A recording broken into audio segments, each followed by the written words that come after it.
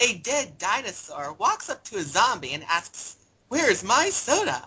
The zombie says, "Go fuck a duck." The dinosaur asks, "Why would I go and fuck a duck?" The zombie says, "Because you're eating a spoonful of sugar that makes the medicine go down, you stupid fucking dinosaur." The dinosaur looks around a moment and says, "Only if the upside-down bagels eat pudding." And this is what I have to deal with on a near-to-daily basis. Welcome to the List Critics! Welcome! I'm in and she's sane. Together we're insane. Yes! In the membrane. So, you know the deal by now. You send us the lists, we make fun of them. That sounds about right, Tanya? That sounds about right, yeah. Yeah. Okay, so, Slayer Darth sent us a list. Top 100 April Fool's Day hoaxes. I just want to say one little thing to Slayer Darth. Man, you submit a lot of lists. Yeah, like we got this backlog that's 90% Slayer and 10% Darth. Keep them coming, but awesome. Yeah, there we go. I gotta say, man, I gotta say we gotta skip on this list though, Tanya. Oh? Because this would take 3 hours to get through. Because I'm bringing this up first as an example of what not to send in, because April Fool's Day hoaxes, each one of them, you have to explain what it is. Oh, wow. You know what I mean? Because it's like you have to explain what the person did and how people reacted and everything. And honestly, I ain't got time for 100 of them. Nobody got time for that. So what I'm going to do is I'm just going to review the top 10. Okay, I'm down with that. Because then I could read the explanations. But I mean, each of these is like a paragraph long. And then there's a little link to click to more where you could read a whole article about each one. Huh. So there's like way too much information to get through. But like, I don't mind top 100 lists, but you know, like top 100, favorite butts is one thing. But top 100, like, fucking articles that I have to read for it to make sense, that's not so good. So here we have, I'm truncating this, the top 10 April Fool's Day hoaxes of all time from museumofhoaxes.com. And if you're interested in reading the whole list, that's where you can go. Alrighty. Okay. So, number 10, let's see.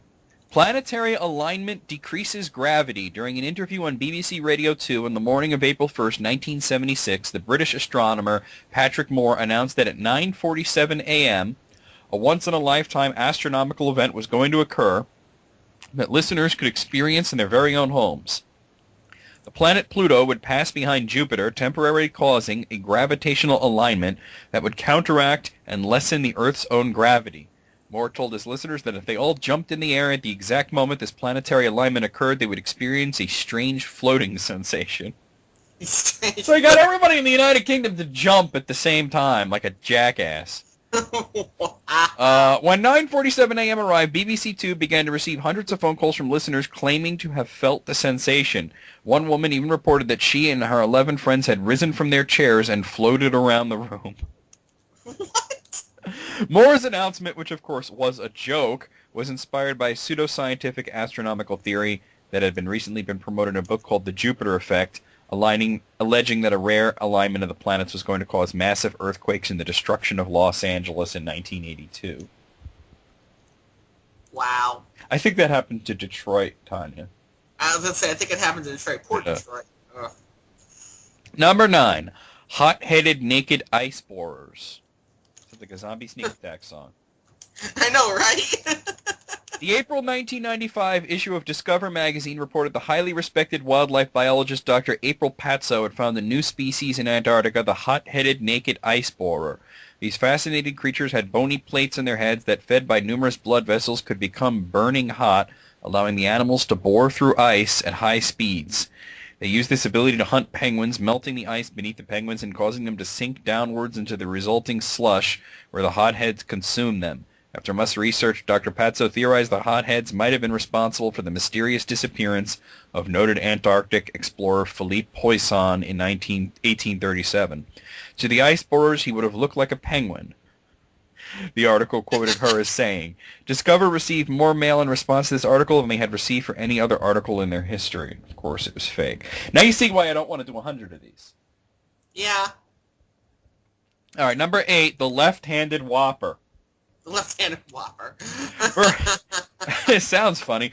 Burger King published a full-page advertisement in the April 1st edition of USA Today announcing the introduction of a new item to their menu, a left-handed Whopper, specially designed for the 32 million left-handed Americans. According to the advertisement, a new Whopper included the same ingredients as the original Whopper, lettuce, tomato, hamburger, patty, and whatnot, but all the condiments were rotated 180 degrees for the benefit of their left-handed customers. Wow, man. Wow. The following day, Burger King issued a follow-up release revealing that, although the left-handed Whopper was a hoax, thousands of customers had gone into restaurants to request the new sandwich. Simultaneously, according to a press release, many others requested their own right-handed version. Well, shit. Well, fuck, man. I don't know if the people that went... I mean, I understand it's a pretty good joke, but I don't know. The people who went to Burger King and asked for it, I don't know if they realized that hamburgers are round. Maybe they forgot. Yeah, and there's no specific place where you're supposed to grip it. I don't even know. That's amazing. Okay, number 7. I've actually heard of this one. An April 1998 issue of the New Mexicans for Science and Reason newsletter contained an article claiming that the Alabama state legislature had voted to change the value of the mathematical constant pi from 3.1415 blah blah blah blah to the biblical value of 3. Soon the article made its way onto the internet and then rapidly spread around the world. Followed by email, it only became apparent how far the article had spread when the Alabama legislature began receiving hundreds of calls from people protesting the legislation. The original article, which was intended as a parody of legislative attempts to circumscribe the teaching of evolution, was written by physicist Mark Boslaw. And that was actually on Snopes, so I've actually heard of that. Yeah. Yeah. Number 6, the April 1st, 1992 broadcast of National Public Radio's Talk of the Nation revealed that Richard Nixon, in a surprise move, was running for president again. His new campaign slogan was, I didn't do anything wrong and I won't do it again. I didn't do anything wrong, I won't do it. Accompanying this announcement were audio clips of Nixon delivering his candidacy speech. Listeners responded viscerally to the announcement, flooding the show with calls expressing shock and outrage. Only during the second half of the show did the host, John Hockenberry, reveal the announcement was a practical joke. Nixon's voice was impersonated by comedian Rich Little. That's great. He would have been better than Clinton, but I digress. Yeah. Number 5, sans serif. On April 1st, 1977, the British newspaper The Guardian published a special 7-page supplement devoted to sans serif, a small republic said to consist of several semicolon-shaped islands. Oh my God. I'm already laughing. Located in the Indian Ocean. A series of articles affectionately described the geography and culture of this obscure nation. Its 2 main islands were named Upper Cass and Lower Cass. Its capital was Bodoni, and its leader was General Pika. The Guardian's phones rang all day as readers sought more information about the idyllic holiday spot. Only a few noted that everything about the island was named after printer's terminology. The success of this hoax is widely credited with launching the enthusiasm for April foolery that gripped the British tabloids in subsequent decades. I bet. Wow. Number 4, the Taco Liberty Bell. The Taco Liberty. The Taco Bell Corporation took out a full-page ad that appeared in 6 major newspapers on April 1st, 1996, announcing that it had bought the Liberty Bell and was renaming it the Taco Liberty Bell. Hundreds of outraged citizens called the National Historic Park in Philadelphia where the Bell was housed to express their anger. The nerves were only calm when the Taco Bell revealed a few hours later that it was all a practical joke. The best line of the day came when the White House press secretary Mike McCurry was asked about the sale. Thinking on his feet, he responded the Lincoln Memorial had also been sold. It would now be known, he said, as the Ford Lincoln Mercury Memorial. Ford Lincoln. Okay, that was good. That's a good joke there. That was a good one. He just went with it. All right, number 3. Instant color TV. In 1962, there was only one TV channel in Sweden and broadcast in black and white. But on April 1st, 1962, the station's technical expert, Kjell Stenson, appeared on the news to announce that thanks to new technology, viewers could convert their existing sets to display color reception. All they had to do was put a nylon stocking over their TV screen. Stenson proceeded to demonstrate the process. Thousands of people were taken in. Regular color broadcasts only commenced in Sweden on April 1st, 1970. Oh, So that also happened on April Fool's Day. oh, wow. 8 years later. 8 years later. Number 2. The April 1985 issue of Sports Illustrated contained a story about a new rookie pitcher who planned to play for the Mets. His name was Sid Finch, and he could reportedly throw a baseball at 168 miles per hour with pinpoint accuracy. This was 65 miles per hour faster than the previous record. Surprisingly, Sid Finch had never even played the game before. Instead, he had mastered the art of the pitch in a Tibetan monastery under the guidance of the great poet saint Lama Milarepa. Mets fans celebrated their team's amazing luck at having found such a gifted player, and they flooded Sports Illustrated with requests for more information. In reality, the legendary player only existed in the imagination of the author of the article, George Plimpton, whose name sounds like a joke to me, who left a clue in the subheading of the article. He's a pitcher, part yogi, part recluse. Impressively liberated from our opulent lifestyle, Sid's deciding about yoga and the future in baseball. The first letter of each of these words taken together is Happy April Fool's Day. Okay. And finally, number 1, the Swiss spaghetti harvest. The Swiss spaghetti harvest. Wow. Okay, on April 1st, April 1st, 1957, the respected BBC news show Panorama announced that thanks to a very mild winter and the virtual elimination of the dreaded spaghetti weevil, people in the 50s must have been really stupid. Swiss farmers were enjoying a bumper spaghetti crop. It accompanied this announcement with footage of Swiss peasants pulling strands of spaghetti down from trees. Huge numbers of viewers were taken in. Many called the BBC wanting to know how they could grow their own spaghetti tree. To this, the BBC diplomatically replied, place a sprig of spaghetti in a tin of tomato sauce and hope for the best. Wow. I mean, that is... The fact that that is the number 1 April Fool's Day hoax of all time, if anybody fall for it. If even one person fall for that. That's like the old joke about selling Cheerios as donut seeds. Yeah. That's amazing. I got a picture. Wow. I got a picture of the spaghetti tree. You want to see it? Yeah. It looks like they literally just drape spaghetti off of like a regular tree. Oh my god. Here's a look at it. Oh, let me see this horribleness. What the hell? Just for anybody out there who wonders, spaghetti is made from eggs and flour. Just like every other pasta on the planet. Spaghetti tree. I know, right? And those actors who were playing the Swiss peasants, they must have felt like assholes doing this. Like, look at me. This is what I'm reduced to. I can't get into movies. I'm pulling spaghetti off a tree. Out of 10, Tanya, what say you? Oh, goddess. I'm going to say 9, actually. Yeah, I'm going to say 10. And you know what? I'm going to bookmark it because now I want to read the other 90. Yeah, I think I'm going to read the other 90 on my own, too. Yeah. You want the link? Yeah, definitely. Yeah, okay. Because that's very interesting, but not enough time on List Critics to read the whole thing. That was a great list. Yeah, I like that one. Okay, from Slayer Darth, he has given us his top 10 television show theme songs. This ought to be interesting. Not many TV shows use theme songs anymore. No, especially nowadays. So most of these are classic shows. Just off the top of your head, Tanya, what's your favorite theme song? You're probably going to laugh at me. Probably, yes. But my absolute favorite, right after the Next Generation theme for Star Trek, is Buffy the Vampire Slayer. Oh. I told you you're going to laugh at me. Every time I hear it, I love it. I can't help it. Well, it's Star Trek The Next Generation for me. Well, that's my second favorite. Yeah, you just hear it and it makes you happy. You know. Okay.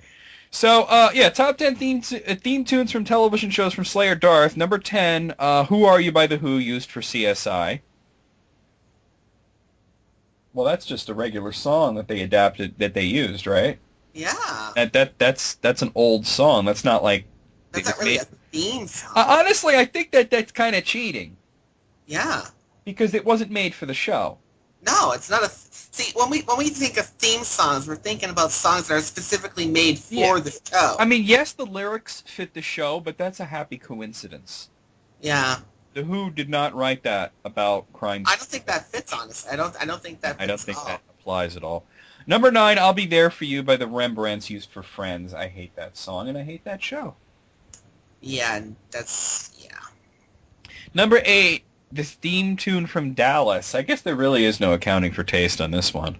I hate Dallas with a passion of 1,000 blazing suns. Wow. I just think it's dumb, but you really hate it. I was forced to watch that as a kid. Oh, well, that would do it for you. Oh. That's kind of why I hate Friends. Oh, I hate that show. When I was a teenager, my mom would have it on the show on the TV during dinner, you know. Yeah. Ugh. Number 7 is the theme tune from The Prisoner, the original show with Patrick McGoohan. I never even seen it. Wasn't that just a bunch of screaming insanity? Whatever. Number 6, The Professionals theme tune. I haven't heard that one. Neither have I. Yeah. Number 5, 5 O'Clock World by the Vogues from the Drew Carey Show, although the Drew Carey Show had like 6 or 7 different theme songs. And not only that, They changed it every season. Yeah, it changed literally every season. But based on this, he's talking about from season 2. I don't remember that. 5 O'Clock World. Let me see if I can bring it up on YouTube and you can listen to it, because I remember this one. It was a pretty decent song. Okay. It kind of sounded like a sort of like a Derek Dale sort of thing, you know? The 50s style guitar. All right. I found it. Okay, I don't want it to play on the show, so I'm just going to send it to you. Okay. There you go. You just listen to that momentarily. All right, let's see. You will load. There we go. Yeah. Oh, okay. Yeah. Yeah, you remember that one. That was a pretty good one, actually. Yeah, that is a pretty good one. Okay. All right. Lost my spot. Okay, number 4, the Avengers theme tune. I think he's talking about that old British show. Whatever. Well, yeah. Number 3, Starsky and Hutch. Yeah, I've never been a fan. I'll give him that one. That's pretty good, I guess. Number 1, the Unknown Stuntman from Lee Majors, which is used in the show The Fall Guy, which I've never seen, so whatever. I never saw it either. Yeah. And finally, number 1 pick is I Could Be So Good For You by Dennis Waterman, which was used for the show Minder. Never saw that show. He says, I recommend you access YouTube and listen to it, at least several hundred seconds of it, because the theme tune is just that good. I will do just that, actually, right now. I'm going to do that, too. I'm going to mute my microphone. Yeah. And I'm going to... You don't need to mute your microphone, but I'm going to mute my microphone and listen to this real quick.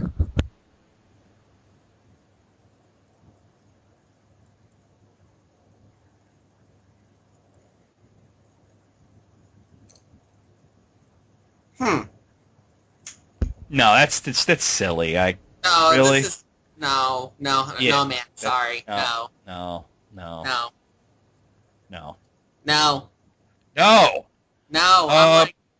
Yeah, not exactly good list. I'm sorry. Out of 10, I'm gonna give this like a 4.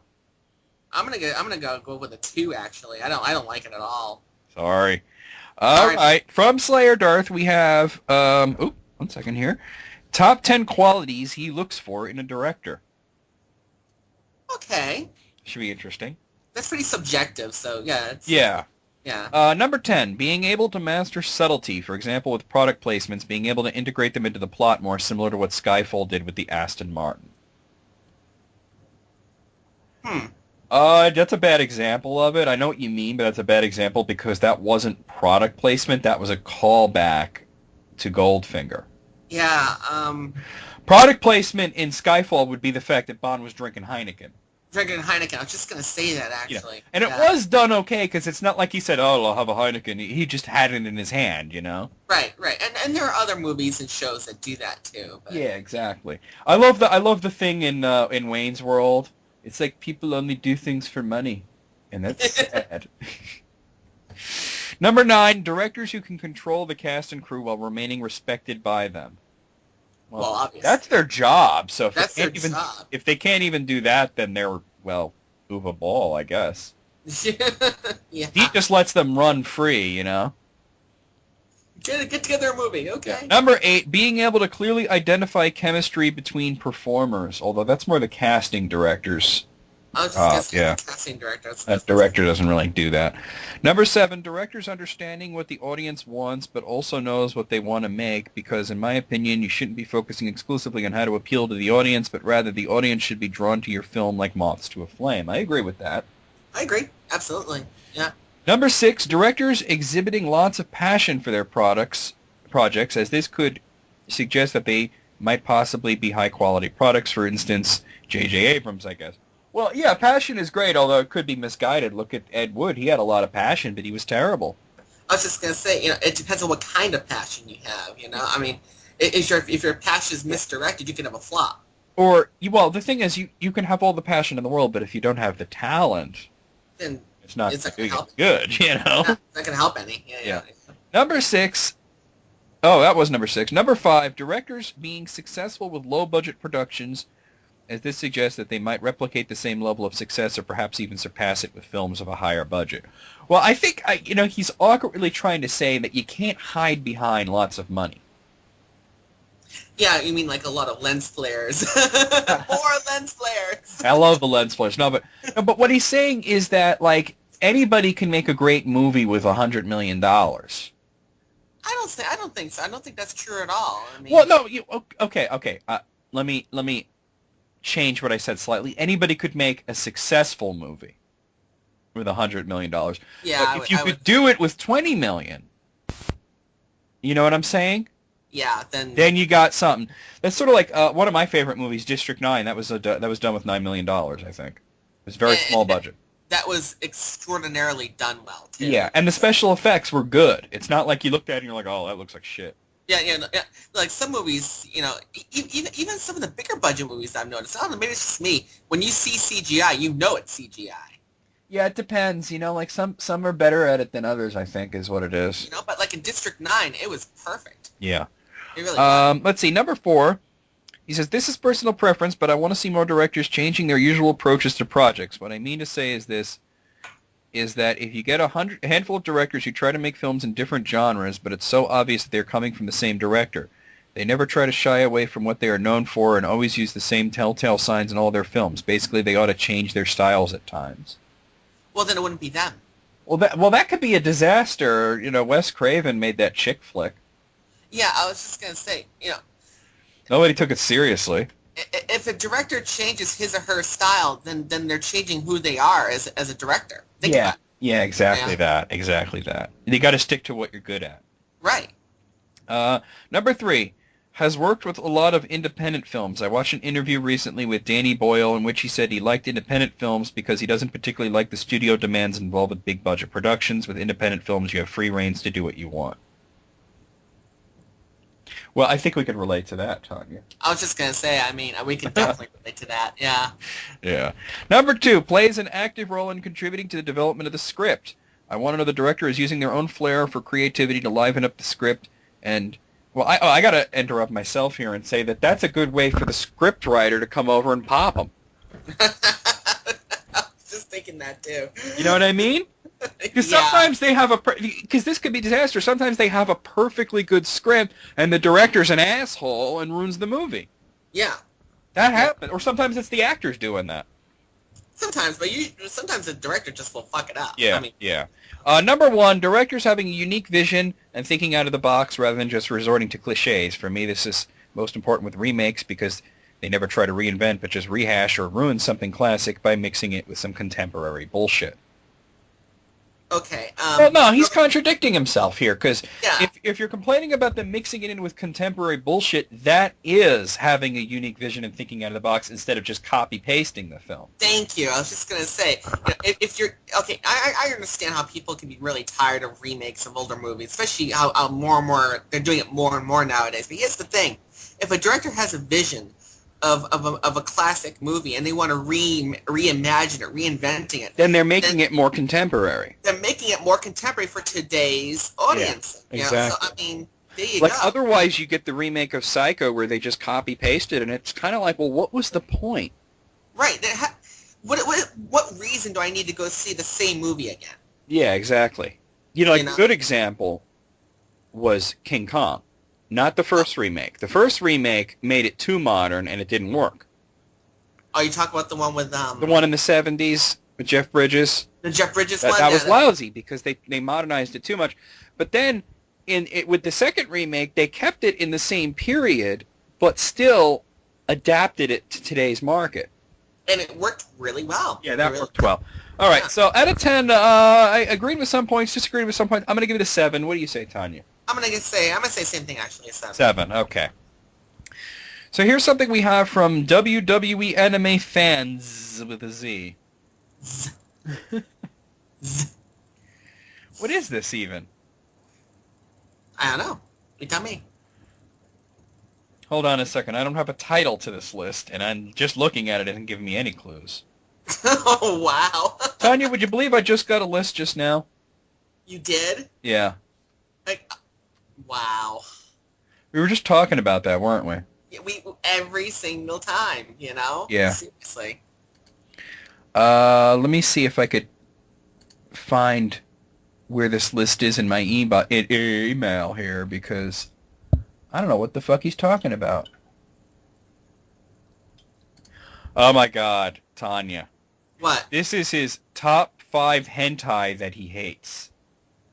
Oh god, tell me. So apparently he's watched enough hentai that he has 5 that he really doesn't like. Oh my goddess. Oh, do we really have to subject ourselves to this? Well, it's only 5, so...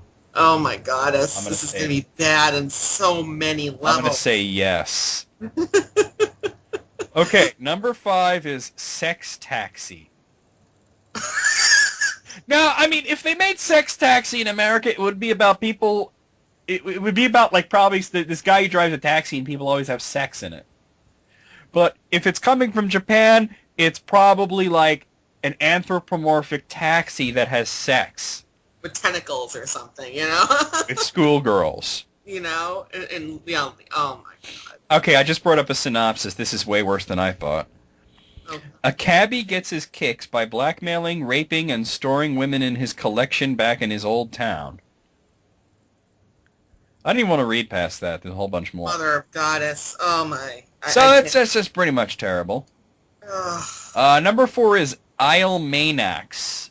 Oh, no, I'm sorry. Ale Maniacs. It's spelled weird. I'm going to look it up, and I'm going to regret it. Yep. What would you think this is about, Isle Maniacs? Honestly, I'm trying not to think about it right now. Okay, I think I got a synopsis here. A demon is playing the hunt down the woman and molest her in any way humanly and inhumanly possible game. However, there's more to that demon than meets the eye. What is it, a transformer? I can't even. Will the true face of the demon be revealed? And they pull the mask off, and it's the old guy with the Ferris wheel. He would have gotten away with it if it wasn't for you meddling kids. All right. Number 3 is called Lover-in-Law. Oh. There's no way that this is going a good place. Incest is best.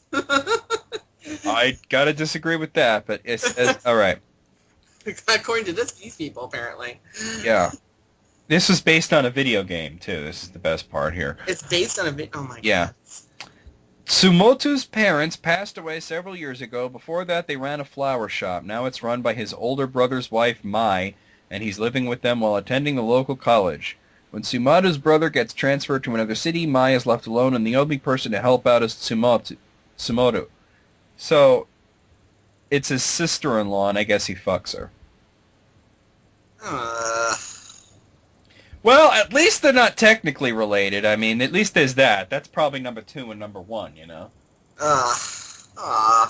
Number 2 is called School Days. That sounds fairly innocent. Let's see how they cock that up. That sounds really... Yeah.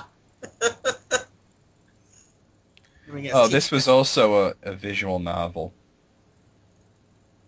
Probably your Rouge. Well, definitely. Well, that's what this list is about. It's all Buddy Rouge, yeah. Yeah. Rouge. Let's see, what's the plot? School Days focuses on the life of Makoto Ito, a first-year high school student living with his divorced and unseen mother in the fictional city of Hamehama. During his second term, he begins to take notice of Kotonaha Katsura, a cute and soft-spoken schoolmate. All right, blah, blah, blah, blah, blah. They ride the train.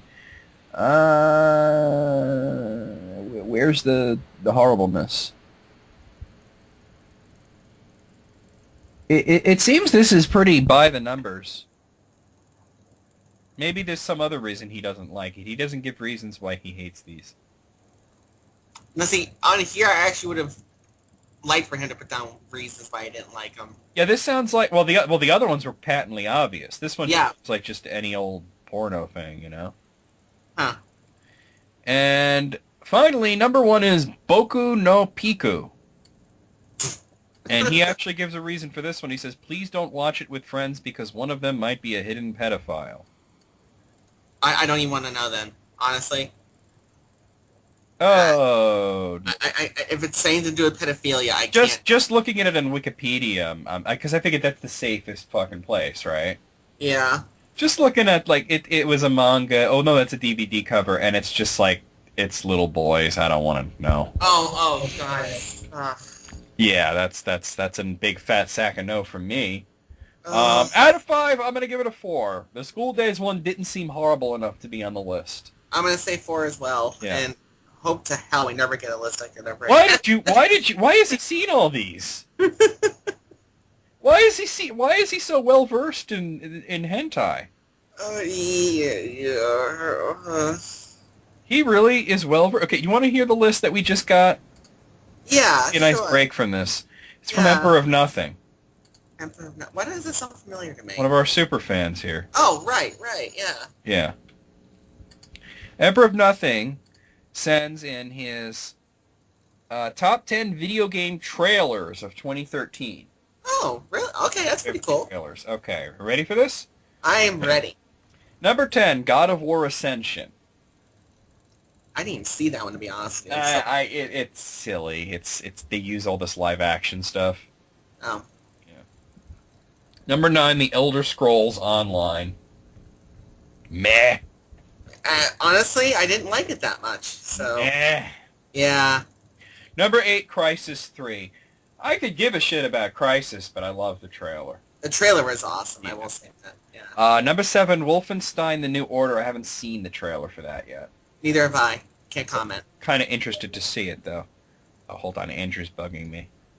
Well, let me just tell him I'm doing List Critics. Tell him that this upside-down bagel's going after him. No, that's too much to type right now. All right. Number 6, Batman Arkham Origins. That was pretty awesome. That was amazing. Number 5, Final Fantasy 15. Certainly got me excited about that game.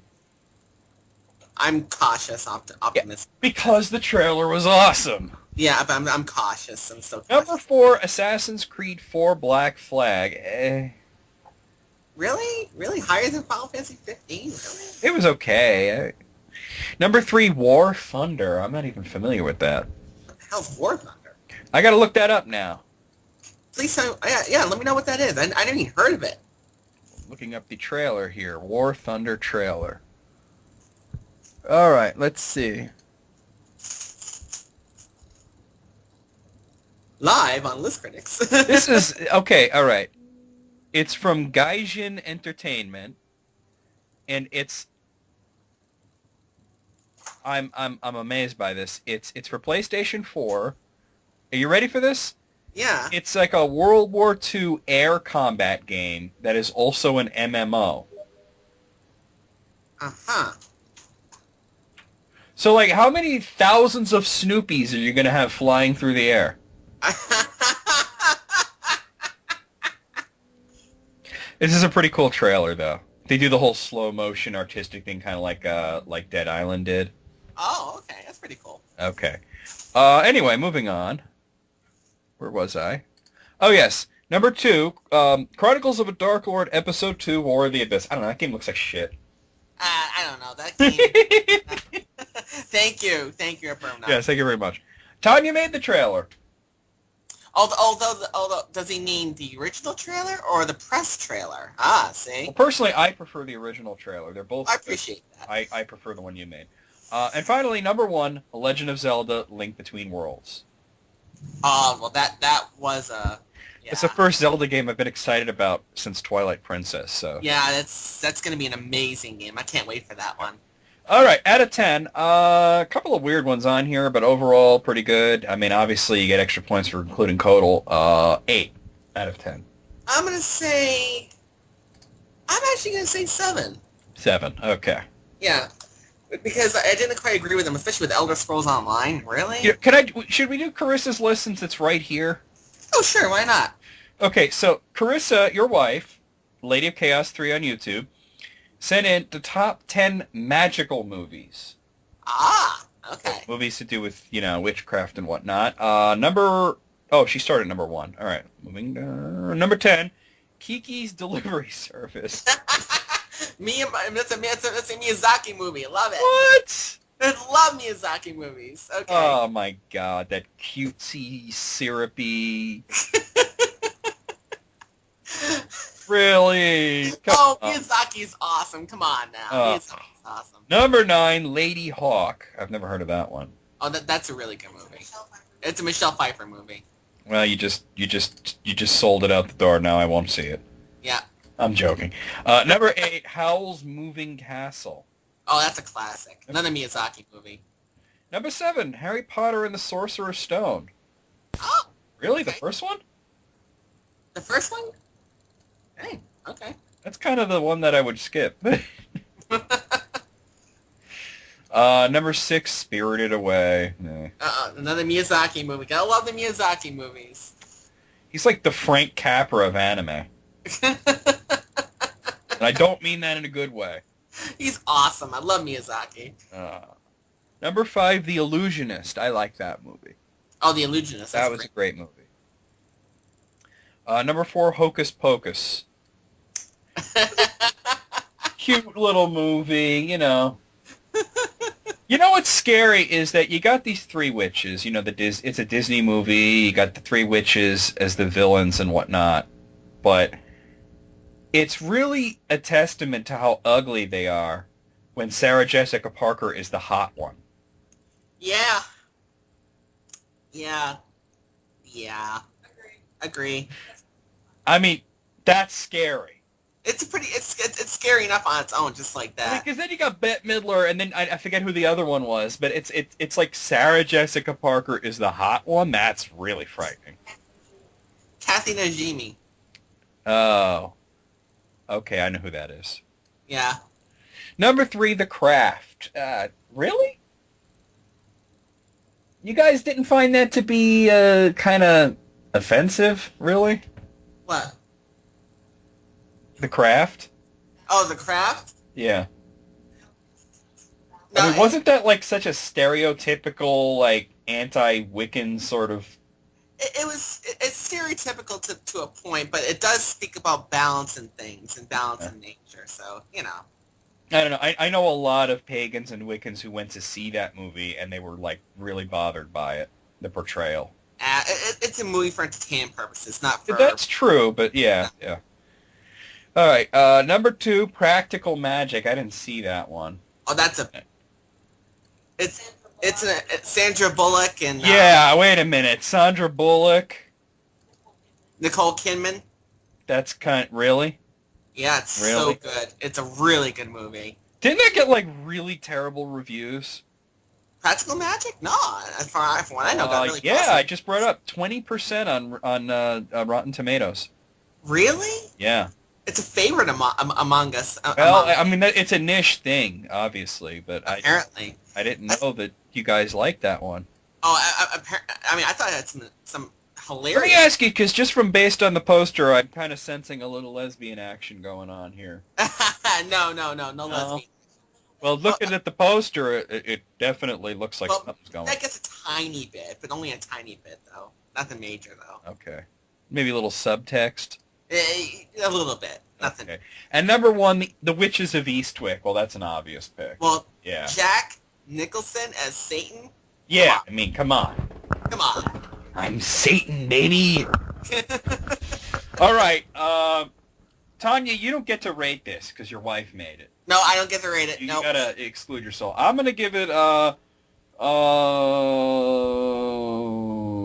7. Okay, that's good.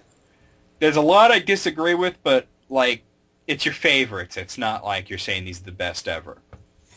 And even though I'm not rating, I'll just say that I actually did disagree with a few of those on that list. Yeah, well, it's not your list. Yeah. Yeah.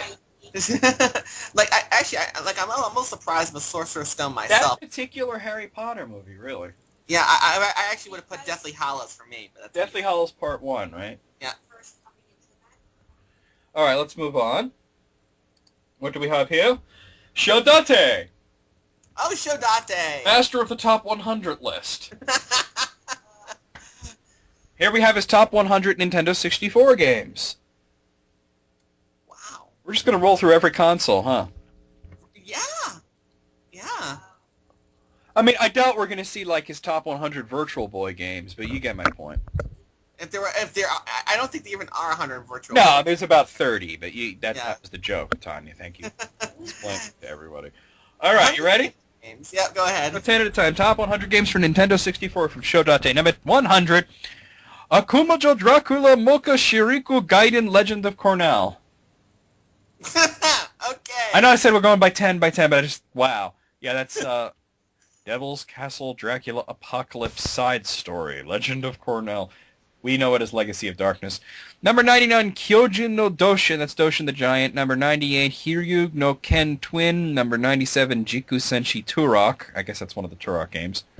Number 96, Jikyu Powerful Pro Yaku Basic Bond 2001. Number 95, Kiratu Kaiketsu 6410 Titan. I just played that on YouTube. It's terrible. Number 94, Robot Pankotsu 64 Nanatsu no Umi no Caramel. Number 93, Zool Majutsukai Densitsu. Number 92, Sosumi Taizen Puzzle Dama Toko Marutama Chu!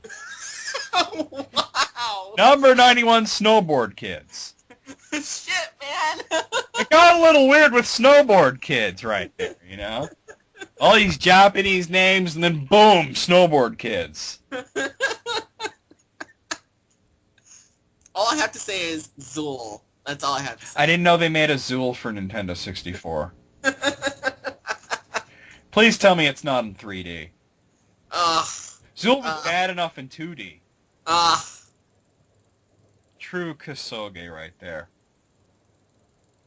Moving on, number 90, SD Hayu no Ken Densitsu. Number 98, Parlor, Pro 64 Pachinko GK Simulation Game. Number 88, Mahjong Hiroki Classic. Number 87, Lode Runner 3D. Number 86, Yuki Yuki Troublemakers. We know that one as Mischief Makers. Number 85, Violence Killer Turok New Generation. That's another Turok game, I guess. Number 84, Super Robot Spirits. Number 83, Super B-Daman Battle Phoenix 64. Number 82, Shin Nippon Pro Wrestling Tukon Road Brave Spirits.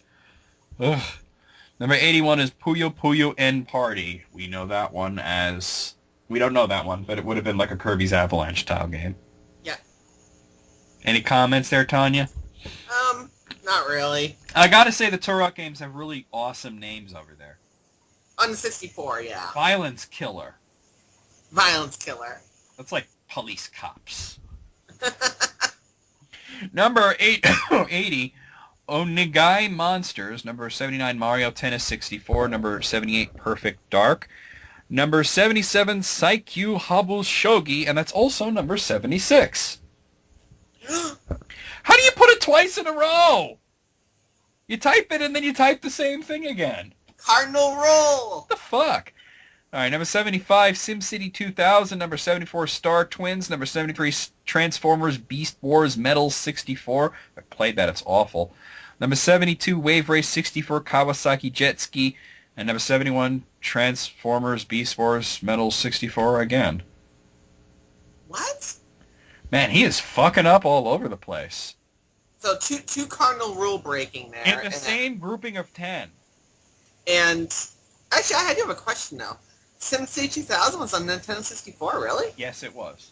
Yes. Was it any good? No, it was not. Ugh. Just thinking about it makes my skin... Neither was that Transformers game that he put on there twice. Yeah, apparently. That was a piece of shit.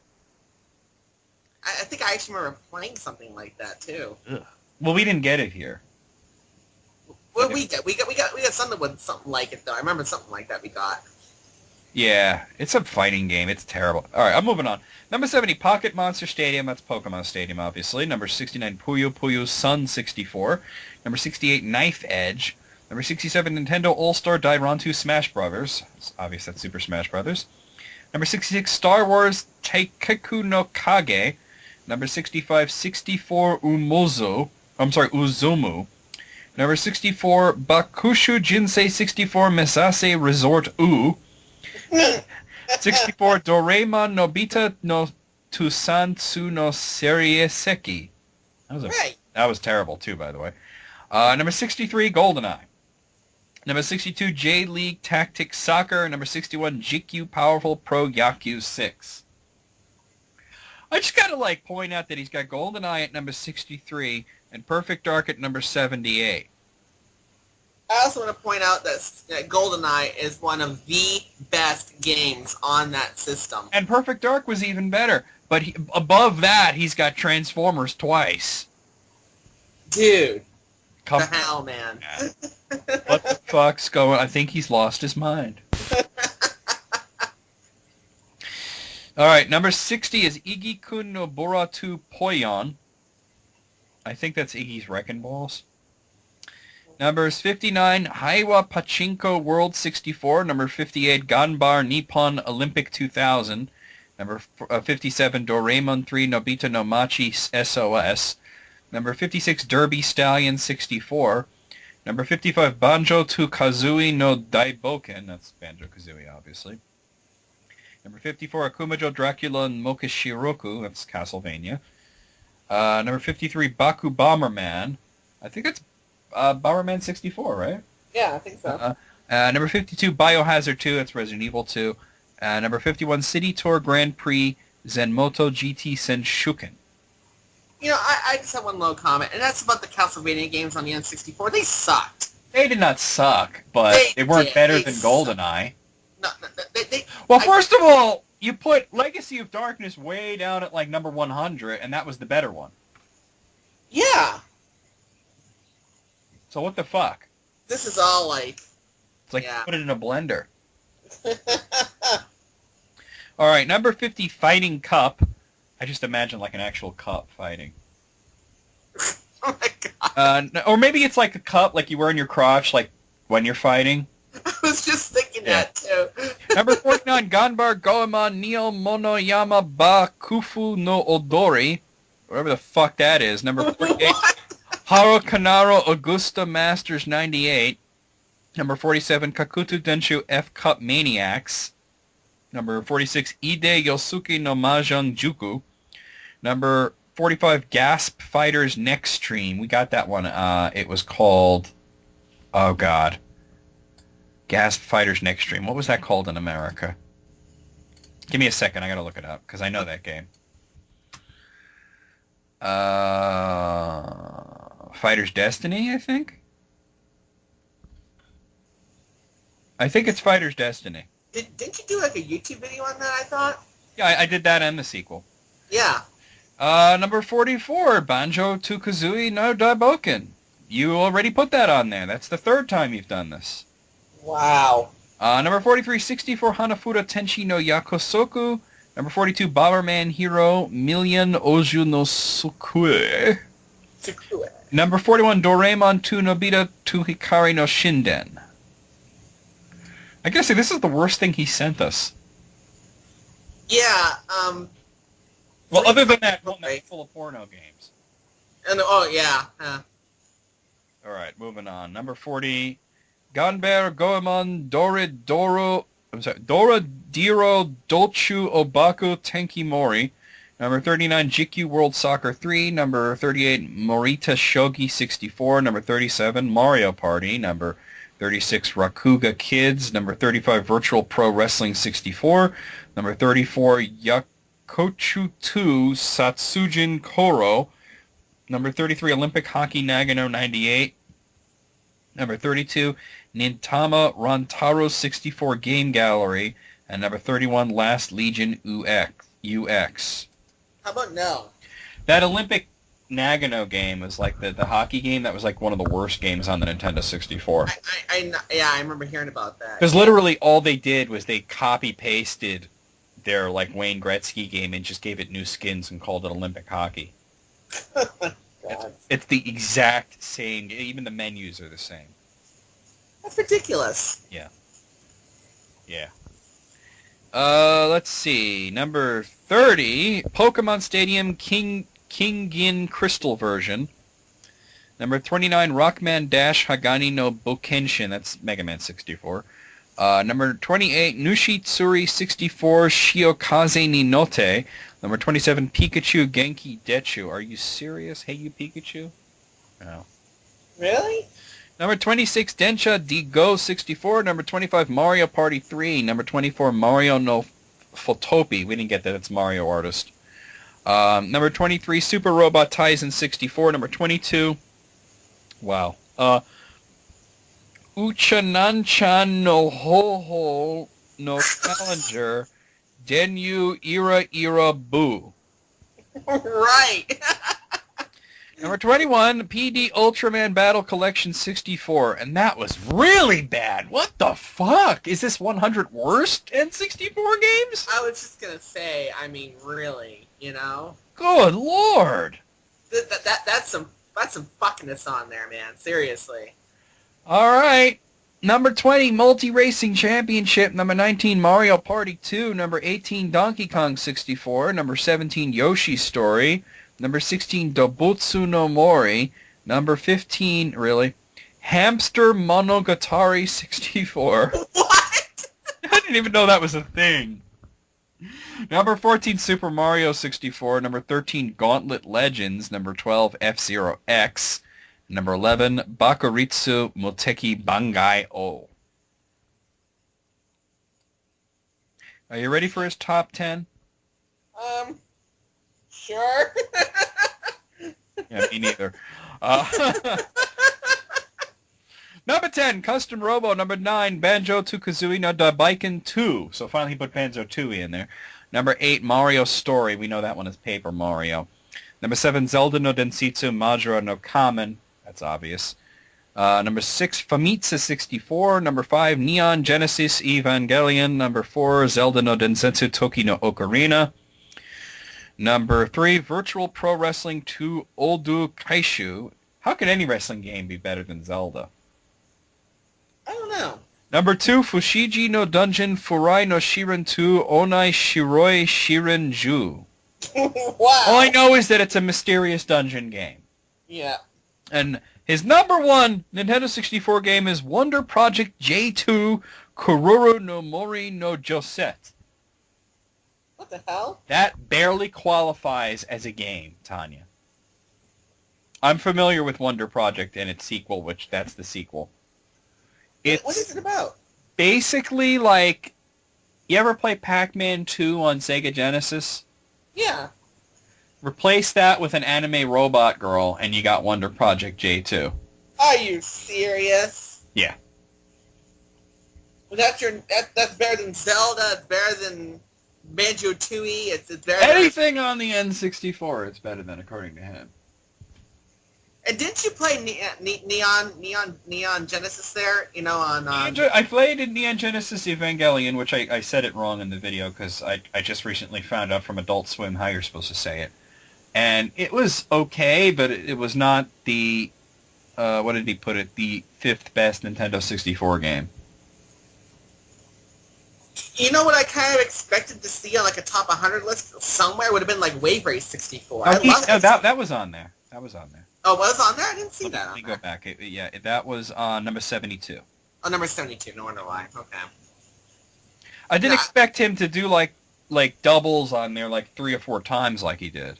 Yeah, 3 cardinal rule breaking and sorry man, but that list. Ah, this one sucks. Out of 100, I'm gonna give it a 5.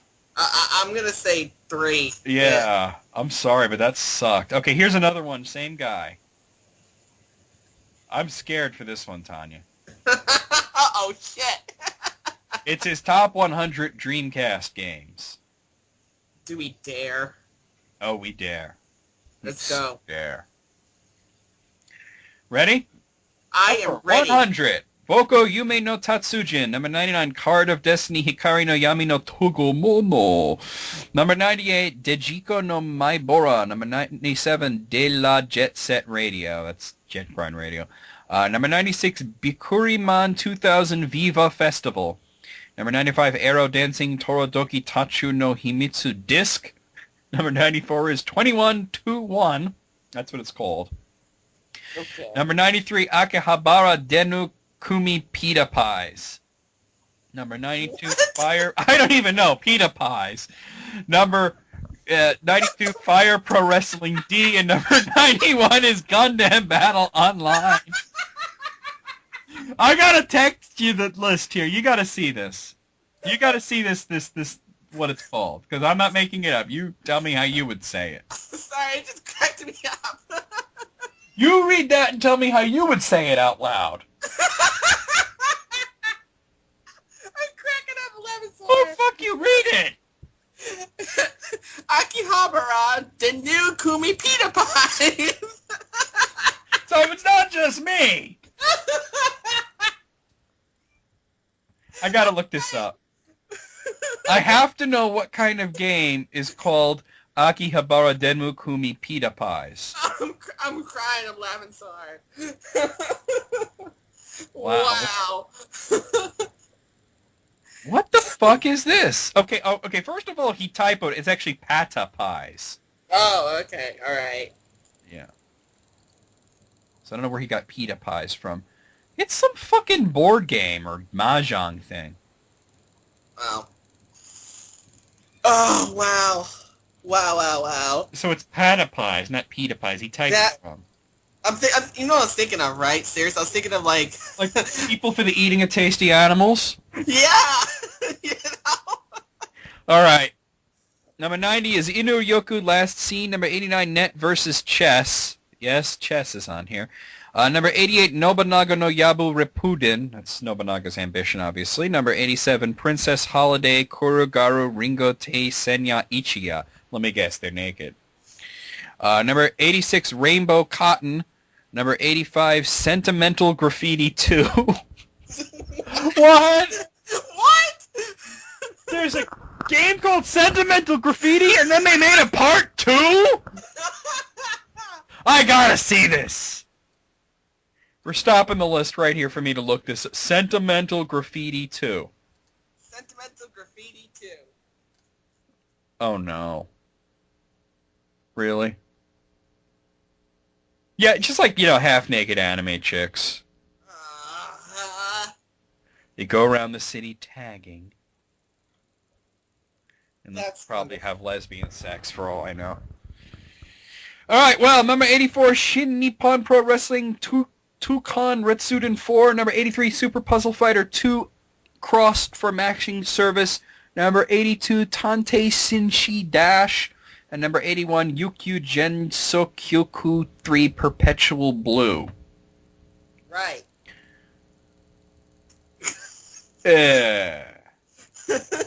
Sentimental Graffiti 2. I'm surprised it was even the first one. Yeah, I mean, what a name, man. Probably has nothing to do with sentimental nothing, Sentimental Graffiti. Number 80 is Vampire Chronicle for Matching Service. That would be the online version of Darkstalkers. Number 79, The Typing of the Dead. World Neverland Plus Ororodu Okuku Monogatari.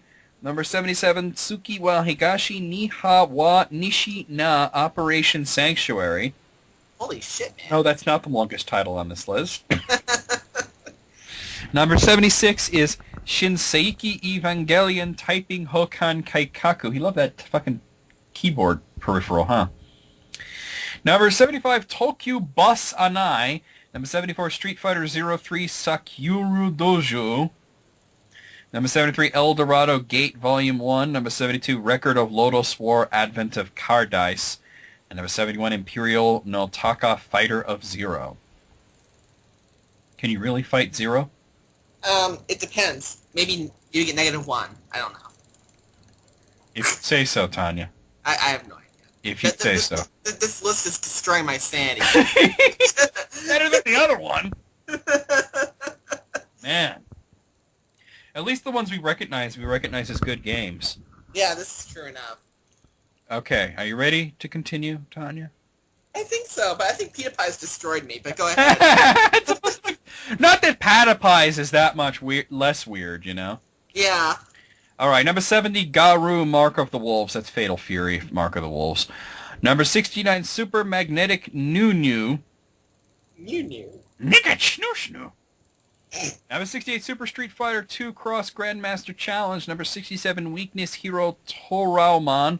Number 66, Biohazard 3 Last Escape. We know that as Resident Evil 3 Nemesis. Number 65, Ring. Number 64, Seaman. Yes, it's Seaman. What? You know, like Seaman. Oh. You know, that the fish with a face game on the Dreamcast. Oh, God. Number 63, Yukyu Genso Kyoku 3 Perpetual Blue. Number 62, Nijiro Tenshi. Number 61, Advanced Daisen Raku Europe no Arashi Doitsu Dengeki Sakusen. Damn. That's not the longest title on this list. Ugh. I'm just going to move power on here. Number 60, Idol Janshi Otsukuchao, I guess. I don't know. Number 59, El Dorado Gate Volume 2. That was already on here. Oh, I know we're right. He means Volume 1 or 3 or 72 or whatever. Number 58, Sonic Adventure. Number 57, Napple Tale Arcia in Daydream. That sounds dirty. Number 56, Shinki Sekai Evolution. Number 55, Phantasy Star Online. Number 54, Taco no Marine. Number 53, Memories Off Complete. Number 52, Dance Dance Revolution Club Version Dreamcast Edition. And number 51, Golem no Maigo. Wow. I'm sorry, that Napple Tail, I initially kind of read that as Nipple Tail.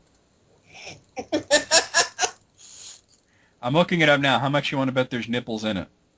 I'm gonna say there's probably nipples in it. Well, it's a side scroller, but it does have a lot of like girls in really not much clothing, so. Of course. Yeah. All right, moving on. We'll leave it. Tail. I want them to make a game called Nipple Tail. Nipple tail. Number 50, Card Captor Sakura Tomoyo no Video Daisukusen. Number 49, Dead or Alive 2. Number 48, Kidou Senshi Gundam Renpu vs. Xeon DX. Number 47, Marvel vs. Capcom Clash of the Superheroes. Number 46, Rent a Hero number 1. Number 45, Trigger Hard Exelica. Number 44, Dancing Blade Kateni Momo Tenshi 2 Tears of Eden. Number 43, this is the longest title on the list. You ready? Oh boy.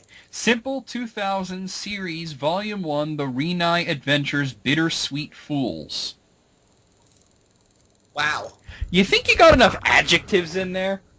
Just a little bit. Well, think about it. Simple is an adjective. Series can be an adjective. Bittersweet and fools. And actually, bittersweet is 2 words here, so it's bitter and sweet. Oh, God. Give me 1 second here. I'm sorry, I have to rearrange my cushions here because I'm, like, sinking down. Those damn pita pies are doing it. Damn you, pita pies! Number 42, Yoshia no Oka di Nekoronde. And number 41, Sister Princess Premium Edition. How much you want to bet that's horrible? Oh, that's going to be a hentai right there. I'm going to look it up. Sister Princess? And then you fucker! Let's see. It's like pretty typical anime shit. Oh. They got their clothes on. At least there's that. Oh, that's something. Yeah, on the second page of image results, I get fucking My Little Pony, so that kind of...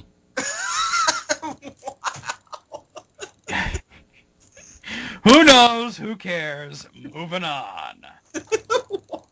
Number 40, Kayan Sabo the Virgin on Megiddo. Whatever. Like, Number 39, Shirotsumi Kusahanashi episode of The Clovers. Number 38, Pandora no Yume. Number 37, Eldorado Gate Volume 3. Number 36, Shenmue. Number 35, Eldorado Gate Volume 4. Number 34, Rune Jade. Number 33, Surprise Ayuten. Number 32, Arrow Dancing F. Todoroki Tsubasa no Hatsu ni Hiku. Number 31, Air Force Delta. Oh, stop there. Any comments there, Tanya? I'm losing my mind from all this Japanese. What's that? Revenge of the Weed. Sure, why not? Number 30, Ill Bleed. Number 29, D no Shokatsu 2. We know that one just as D2. D2. Number 28, Dino Crisis. Really? Oh, Dino Crisis. Dino Crisis sucked. Number 27, Elemental Gimmick Gear. Number 26, Eldorado Gate Volume 5. How many of those fucking games did they make? Wow. Number 25, Chu Hatsume Boy Hanipan Bosu Robot no Nazo? Yes, it's a question. The fuck? Number 24, Langrisser Millennium. You bet. Yay. You bet. You did well. It saves? It is! Number 23, Tricolore Crise. Number 22, Headhunter. Number 21, Blue Stinger. Ugh. Good lord. Those are some pretty bad games on it, except for Langrisser, obviously. Continuing on, number 20 is Shotoku Battle. Number 19, Fighting Vipers 2. Number 18, JoJo's Bizarre Adventure. I'm not saying that in Japanese. Number 17, King of Fighters 1999 Dream Match. Number 16, Power Stone. Number 15, Cannon. Number 14, Sakura Tyson 3 Paris wa Moiteru Ka. Number 13, Shikigami no Shiro 2. Number 13, number 13. Number 12, Street Fighter 3 All Versions, he says. There were 2 of them on the Dreamcast, so you kind of got to pick. Number 11, Eldorado Gate Volume 6. And we'll stop there. Any comments there, Tanya? No, you got any? Just the Street Fighter 3 thing is a cheat. Yeah. Okay, finally, here's the top 10. You ready? Sure. Number 10, Power Stone 2. Number 9, Soul Calibur. Number 8, Sakura Tyson 4. Number 7, Sonic Adventure 2. Number 6, Sunrise Ayutan 2. Number 2, the second longest title in this list, Fushigi no Dungeon Furai no Shiren Gaiden Jojenki Asuka Kenzan. Right. Number 4, Nishikaze no Kyoshikyoku. Number 3, Eldorado Gate Volume 7. Number 2, Eternal Arcadia, and his number 1 pick, Sorcerian Shichishi Mahu no Shitu. I absolutely agree. I have no idea what that is. That's, Sorcerian, Dragon Slayer 5. Oh, Dragon Slayer. Oh, okay, yeah. You knew that. You know what I'm not seeing on here? Probably what I'm thinking. Go ahead. Skies of Arcadia? Guys of Arcadia. Or is Eternal Arcadia, is that the same thing? I'm I'm looking this up. Eternal Arcadia. Oh, yes, that's what it's called in Japan. I did not know that. Okay, so he did have it at number 2. Because I was about to say, I'll slap a bitch. That was the best game on the Dreamcast. It should be number 1. Well, him and his Dragon Slayer fetish, you know. Well, it was better than the Nintendo 64 list. Out of 100, I'm going to give it a 50. I'm going to say 42. 42. Okay. Well, we're gonna take a moratorium on Shodate list for the rest of the episode. There are more here, but we got to give other people a chance. Yeah. Because I also have his top 100 PlayStation 2 games and his top 100 PSP games. We're just going right through all of the consoles with him, aren't we? Pretty much, yeah. Wow. Okay, so here's one from Darker Super Shadowkin, and he just sent his top 10 worst video games. Oh, okay. So let's hear it. Number 10, Big Rigs Over the Road Racing. Absolutely true. You're starting off with number 1 pretty much, because it doesn't get any worse than that. Yeah, I don't know what's worse than that. Yeah. Number 9, Bubsy 3D. Well, that's pretty bad. Not as bad as Big Rigs, though. No, but that's pretty fucking bad. I It's played pretty. it. It's horrific. It makes you want to vomit your sanity out of your eyeballs. Number 8, Shaq Fu. Well, that's... He didn't specify Super NES or Genesis, but does it matter? It doesn't matter. They all need to die. Number 7, Atari Pac-Man. Atari Pac-Man was bad, but it wasn't that bad. It wasn't worse than, like, Big Rigs or... Yeah, it doesn't belong on this list. Number 6, Plumbers Don't Wear Ties. That barely counts as a game. I mean, I will admit that there's something fun to playing that with a bunch of people and, like, drinking. And poking fun at it. Yeah, and just to see, because it's so stupid that it's like, you just, I don't know, it's kind of like when you watch, like, bad porno with people. Number 5, Action 52. It's not just one bad game, it's 52 of them. 2 of them. Yeah. Although any one of those games is more enjoyable than Bubsy 3D. You think so? Oh, yeah. Especially ones that don't work. Number 4, Superman 64. It's actually just called Superman, but we know what you mean. Yeah. It's Rings. Superman Rings. I mean, that should have been the tutorial level. Yeah. Teaching you how to fly, not the whole fucking game, you know?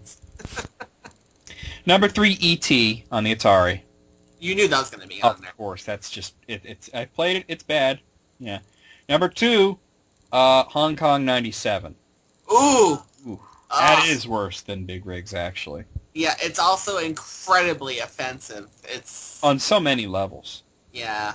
And number 1, I have to agree with his number 1 pick, Crazy Bus. Crazy, but, every time I hear those 2 words put together, Yeah. it conjures up the nightmare of your video that you had to play through. I only played it for like 2 minutes, but the video is 6 minutes long. What does that tell you? Yeah. It's just 4 minutes of me yelling about how life is meaningless. I went on an existential rampage. I'm not like crazy about the order, and I wouldn't include Pac-Man, but yeah, this is a pretty good list. I'm going to give it an 8. Same here. I'm going to give it an 8. Okay, so let's see. Paul Balch sent in his top 10 video game cheats. Oh, okay. So these are his, I guess these are really iconic cheats and whatnot. Number 10, the Mike Tyson's Punch-Out 007 373 5963 to start at Mike Tyson. Yeah, or Mr. Dream, depending upon your version. Well, yeah. Same basic idea. Number 9, Super Mario Bros. Press A and start to let you start in the world that your game ended. Yep. That's a pretty good trick. Number 9, Toe Jam and Earl. Pause the game and enter 1 up plus A plus B plus C. I'm not going to read all that. Gives you all but one of your rocket ship pieces and puts the next one on the next level. Well, why don't you just have the beat a game button at that point? I know, right? Seriously. I was like, I'm going to play Pikmin. I'm going to put in this button combination. I'm going to start with the last boss dead, and all I have to do is carry the last piece back to the ship. Yeah. That's not a very good cheat. No, it isn't. I guess they probably put those things in there to test the ending sequences. Yeah, I would think so. Yeah. Yeah. Number 5, Legend of Zelda. Use Zelda as your name. Start at the second quest. Yeah. Yeah, that's classic. Number 6, Sonic the Hedgehog. Up, down, left, right, A, and start. Level selects cheat. Drawing that one. Yeah. Number 5, Grand Theft Auto. Name your character The Shift. 99 lives, all guns, maxed ammo, maxed 5 times multiplayer, and unlocks all zones to play in. See, that I didn't know. So in other words, true sandbox mode for the original Grand Theft Auto. Number 4, Doom. IDDQD. God mode. Makes a great game even better, and I would not say that. I guess he sucks at Doom, because he says, I've always enjoyed playing Invincible and not having to worry about getting killed or injured during gameplay. For me, makes the game more fun. No. Makes it boring. Yeah, it's boring as The hell. excitement of Doom and the horror of it is that you can get killed at any second. Yeah. Number 3, Grand Theft Auto 3. Circle, circle, circle, circle, circle, R1, L2, O1, triangle, circle, triangle. Spawns tanks. Lots of fun for goofing around in Liberty, imitated in almost all following Grand Theft Autos. I didn't know that either. Yeah. And number 1, that was number 3, actually. Number 2, wait a minute. Oh, okay, there's no space here. Okay. Number 2, Earthworm Jim 2, Who Gives a Shit, unlocking the debug mode. I don't care. Whatever. Yeah. And number 1, Contra, the Konami code. Well, of course, that's a given. Of course, the Konami code actually originated in Gradius, but it was at its most useful in Contra. Yep. 30 lives. Yep. You ever see that Robot Chicken about them having 30 lives? No, actually, I haven't. It's like the Contra guys, and they think they're invincible because every time they die, they just respawn, and they're like, we can't die! And they start like taunting the enemies and getting killed on purpose, and they're going through all the levels, and then eventually the guy doesn't respawn. And then the other guy's like, oh my god, what kind of cruel god would give a man exactly 30 lives? And then he gets killed right after that, you know. That's great. All right, out of 10, I'm gonna say an 8. I'm taking off a point for Toe Jam and Earl because that's like dumb code.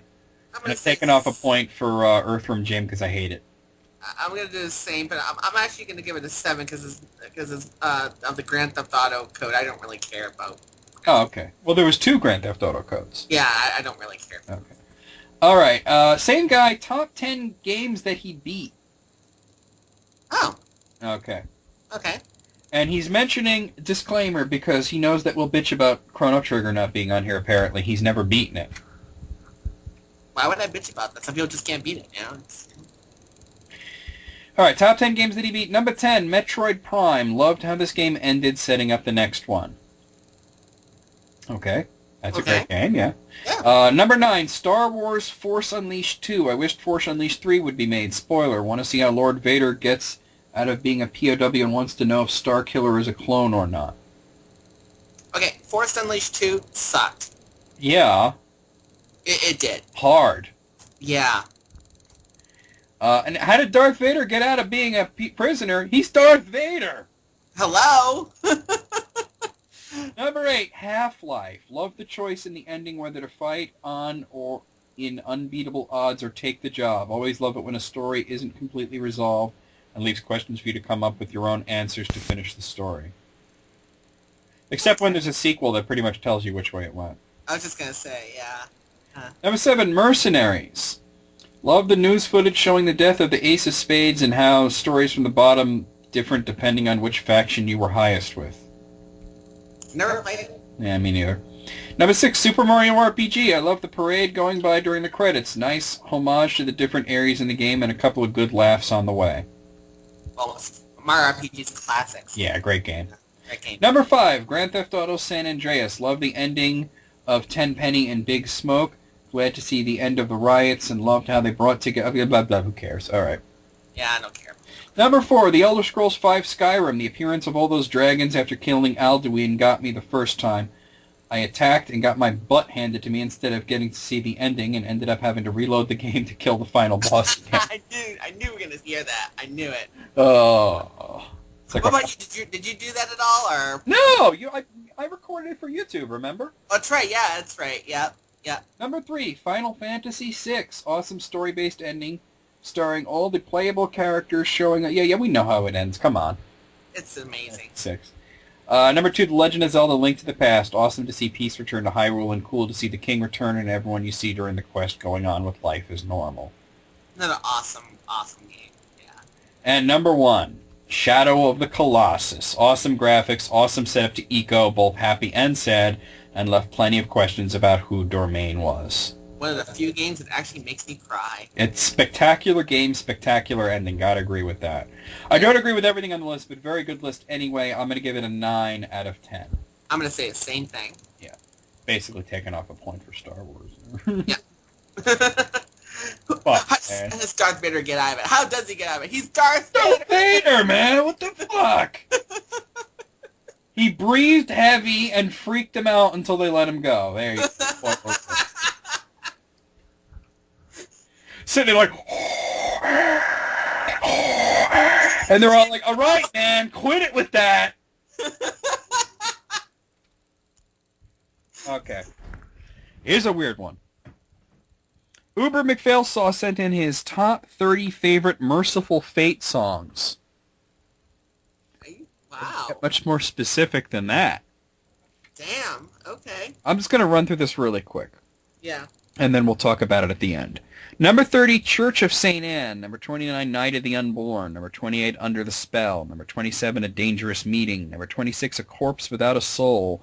Number 25, The Oath. Number 24, Black Funeral. Number 23, Nuns Have No Fun. Number 22, The Afterlife. Number 21, Holy Water. Number 20, Egypt. Number 19, Into the Coven. Number 18, Crossroads. Number 17, Melissa. Number 16, Nightmare. Number 15, Doomed by the Living Dead. Number 14, Welcome, Princess of Hell. Number 13, Curse of the Pharaohs. Number 12, Angel of Light. Number 11, The Ghost of Change. Number 10, Fear. Number 9, Legend of a Headless Rider.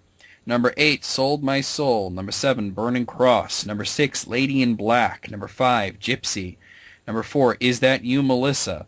Number 3, Evil. Number 2, Come to the Sabbath. And number 1, Satan's Fall. I have two things to say about this, Tanya. Go for it. Number 1, if I was to compile top 30 Mercyful Fate songs, it might not be in this specific order, but it would pretty much be these 30 songs. Yes. And number 2, the wonderful thing about Mercyful Fate is that every single one of their songs would make a great horror movie title. Hell yes. Hell yes. I want to see movies made out of all those titles. Oh, man. Yeah. 30 out of 30. I mean, yeah. Again, like you, I would probably put mine in different... Yeah, you're jumbling it up a little bit, but pretty much it would be those songs. It would be those songs. So absolutely. Yeah, he didn't miss it. By the way, I didn't say the guy's name. That was Minecraft Hero 80. He didn't miss anything. No, you nailed it. Yeah. He did. He nailed it. Absolutely. Okay, Slayer Darth. Again. So, he actually says here, I want to apologize somewhat for the large quantity of lists I've been sending to you and Tanya. Ideas for lists pop into my head at inopportune moments when I've already sent off list submissions. That's fine. Give us lists. No, that's fine. Who cares? Just send them. Yeah. So here's a list that he sent us from boltbeat.com. And it's another sports list. We don't always agree with these because it's like, who cares? But this is an interesting one. It's top 10 most disliked players in the NFL.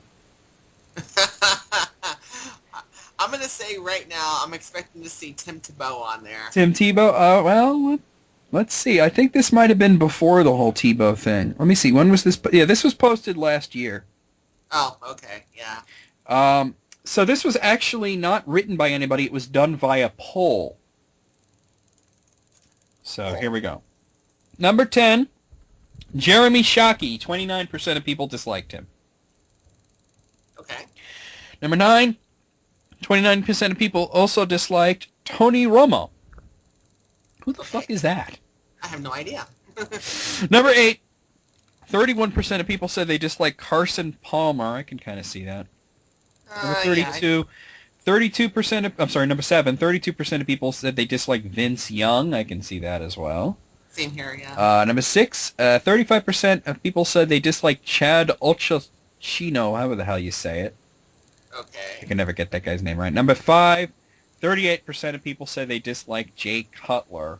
Okay, whatever. Number 4, now it's getting interesting. 46% of people say they dislike Albert Hainsworth. Really? If you say so. Okay. Number 3, this is shocking to me, Tanya. 49% of people say they dislike Ben Roethlisberger. Really? What's the dislike? Was there a particular thing, or I'm guessing because there was that rape accusation a couple of years ago. But that was false. They pretty much proved that the woman was bullshitting. That she never even met him. So, I think that people don't follow up. They just hear that he was accused of rape, and they're like, oh, I hate him now. John, can you just give me one second? I need you to pause this real quick. Okay, well, do you need me to actually pause it, or do you want me to just vamp here? Just like go for right now. Okay. I'm gonna pause. I'm gonna mute my mic real quick. Something really. Go already. Okay. So I just want to say that, like, just because somebody was accused of rape at some point doesn't mean you need to hate them forever because, well, first of all, accused does not mean he did it, you know? And we're supposed to have, at least in this country, the United States, which is where Ben Roethlisberger is from, you're supposed to be innocent until proven guilty. It did not even go to trial, from what I understand. So I don't know why, like, if there's another reason why people hate Ben Roethlisberger or dislike, as they say here, I'd like to know. I'd like to know what that is. So I guess we're just waiting for Tanya. See, I like Roethlisberger, but I think it's because I'm a Steelers fan, so. You know, I am from Pennsylvania, but fuck the Eagles, seriously. Seriously, fuck the Eagles. Okay, I'm back. Sorry about that. I was just giving my whole, I am a Steelers fan because I'm from Pennsylvania, but seriously, fuck the Eagles. So where did you run off to? Something just came back that was really important from Amazon, actually, and I had to deal with it. Oh, okay, cool. It was actually really good, so it's a good thing. Oh, good, good. Anything you can say, or do you have to keep it quiet on the show? I do have to keep this quiet. Okay, well, you'll tell me later, then. I'll tell you later. Okay. Okay, so another Steeler at number 2. Hold on, I closed the window. Now, 56% of people dislike Plaxico Burress. Why? I was just going to say, why? Is it the shooting thing? It's got to be. He shot himself on accident. It's got to be that. It was an accident. First of all, it's not like he shot someone else on accident. He shot himself on accident. I can't conceive of it being anything else. I mean, like, yes, he shouldn't have been in a nightclub with a gun, but I mean, obviously he paid for it. It's got to be that, though. It has to be. Probably, yeah. Yeah. Okay, and this is no shock. The number 1 most disliked player in all the NFL. Oh, and I'm shocked that only 60% of the people dislike Michael Vick. Wow, really? Only 60%? The man's a monster. It should have been like 99.9%. Yeah. I mean, seriously. Yeah. There's 40% out there that think he's a not so bad guy. I mean, really? Yeah, 40% are like, well, I hate dogs anyway. Michael Vick. Ah. Out of 10, I'm gonna give this this is a difficult one. I'm gonna get 8. I'm gonna say a 7. Yeah, I'm ignoring the numbers and just going with what's on here, Yeah. Because if I was going by the percentages, it would be lower for only 60% of people disliking Michael Vick. I still can't believe that. It should be like... You know what? I'm going to assume the other 40% don't know who the hell he is. Yeah, it's going to be the only explanation I could think of. Okay, so, all right, here is another one from Slayer Darth, and it's sent in from whatculture.com. And apparently, this is 10 actors that should be like the next actor to play James Bond. So 10 ideas for the next James. It says after Skyfall, although I would think Daniel Craig would come back for at least a few more. He hasn't said whether or not he would. Now, give me a second, because this is a slideshow, and it starts at number 1. I thought he said he'd come back for Skyfall. He almost didn't come back for Skyfall, but then he loved the script. Oh, okay. But he always said that he would love to do like 6 of them. I would love to see him do 6 of them. Well, yeah, because then he would tie with Sean Connery. He said he'd like. Hell yeah. So, all right, I'm just trying to scroll through these without looking at them because it's a slideshow and it started with number 1. So, okay. I want to start at number 10. Okay, you ready? I am ready. Okay, number 10 is Mark Strong. Really? No, come on, No. really? He would be a great Bond villain. I was just going to say, now, he'd be a great villain, but not Bond. But not to play Bond. No, absolutely not. Plus, I want to point out he's bald. Yeah. Now, I know Sean Connery was bald. Do we really need to go back to the Bond toupee thing? I don't want to see that again. I really don't want to see No. All right. Number 9, Clive Owen. Now, Clive Owen was actually in the running to play Bond after Pierce Brosnan. Mm. And obviously Daniel Craig got the role. I think he would make a good Bond, but I'm not sure he'd be like a top pick now. I was just say, I think he'd make a good Bond, but not a great one. Like I'm saying, he would have made a good Bond, like after Pierce Brosnan, but now that Daniel Craig's taken it over, now it's like, why have him do it when he's pushing 50, Yeah, Daniel Craig is perfect. So, yeah. Okay, number 8 is Eric Bana. No. I never considered that. No. I disagree with that. I think that, if they ever wanted to return to Bond being kind of goofy, they could do it, because Eric Bana is actually very funny. But other than that, I don't know. He's got the looks, but I'm not sure about the acting chops, I don't think he's got it. I don't think he's got it. Yeah, I mean, he was good in the Hulk, but then, there was a whole lot, there was that Troy movie, that was awful. Yeah. Who knows? I mean, it's sort of a middle-of-the-road pick, Yeah. Number 7, Idris Elba. I guess if you wanted a black guy to play James Bond. Well, I sure. I mean, I kind of at one point I'm well, I don't see why not really, but yeah, but is he even British? You know what? I don't know. I don't think he's British.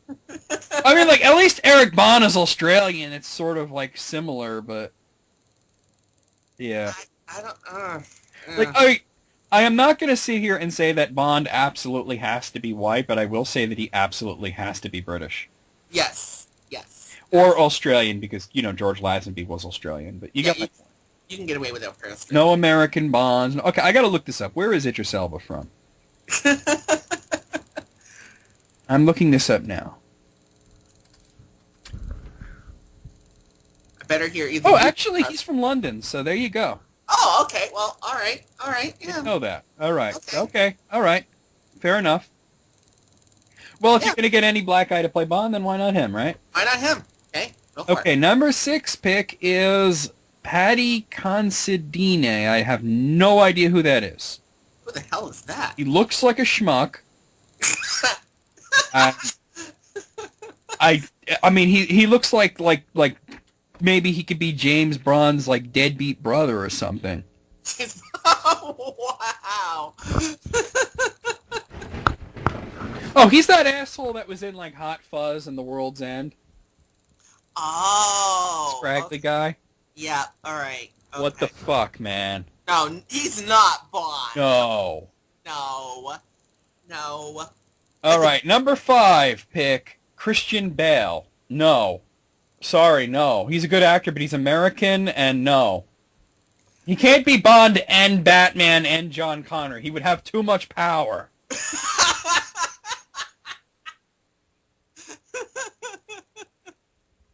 Sorry about that. No.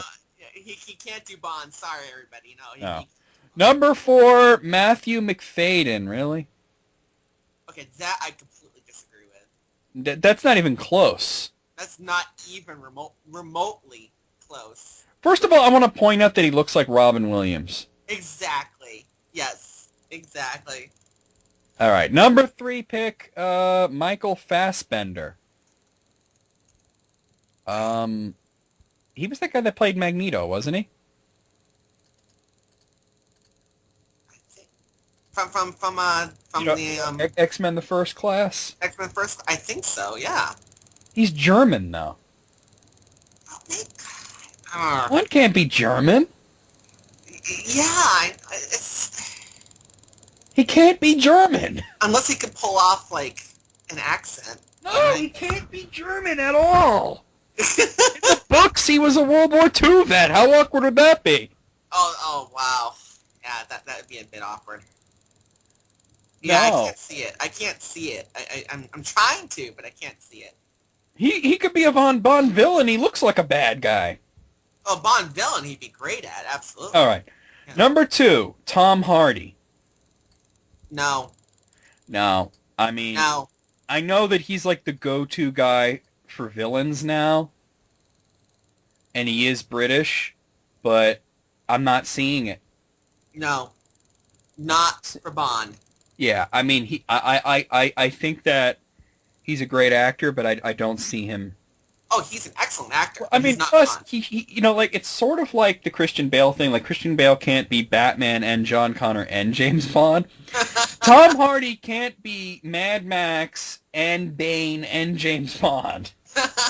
Too much power. And Shinzon. And Shinzon, yeah. Yeah. Try to forget about that. Their number one pick is Tom Hiddleston. I will admit I have no idea who that is. Who the fuck is Tom Hiddleston? Well, it sounds like a British name. Let's look him up. Let's look him up. Let's see. Tom Hiddleston. Da, da, da, da, da. Oh, he was the guy that played Loki. Oh. You know?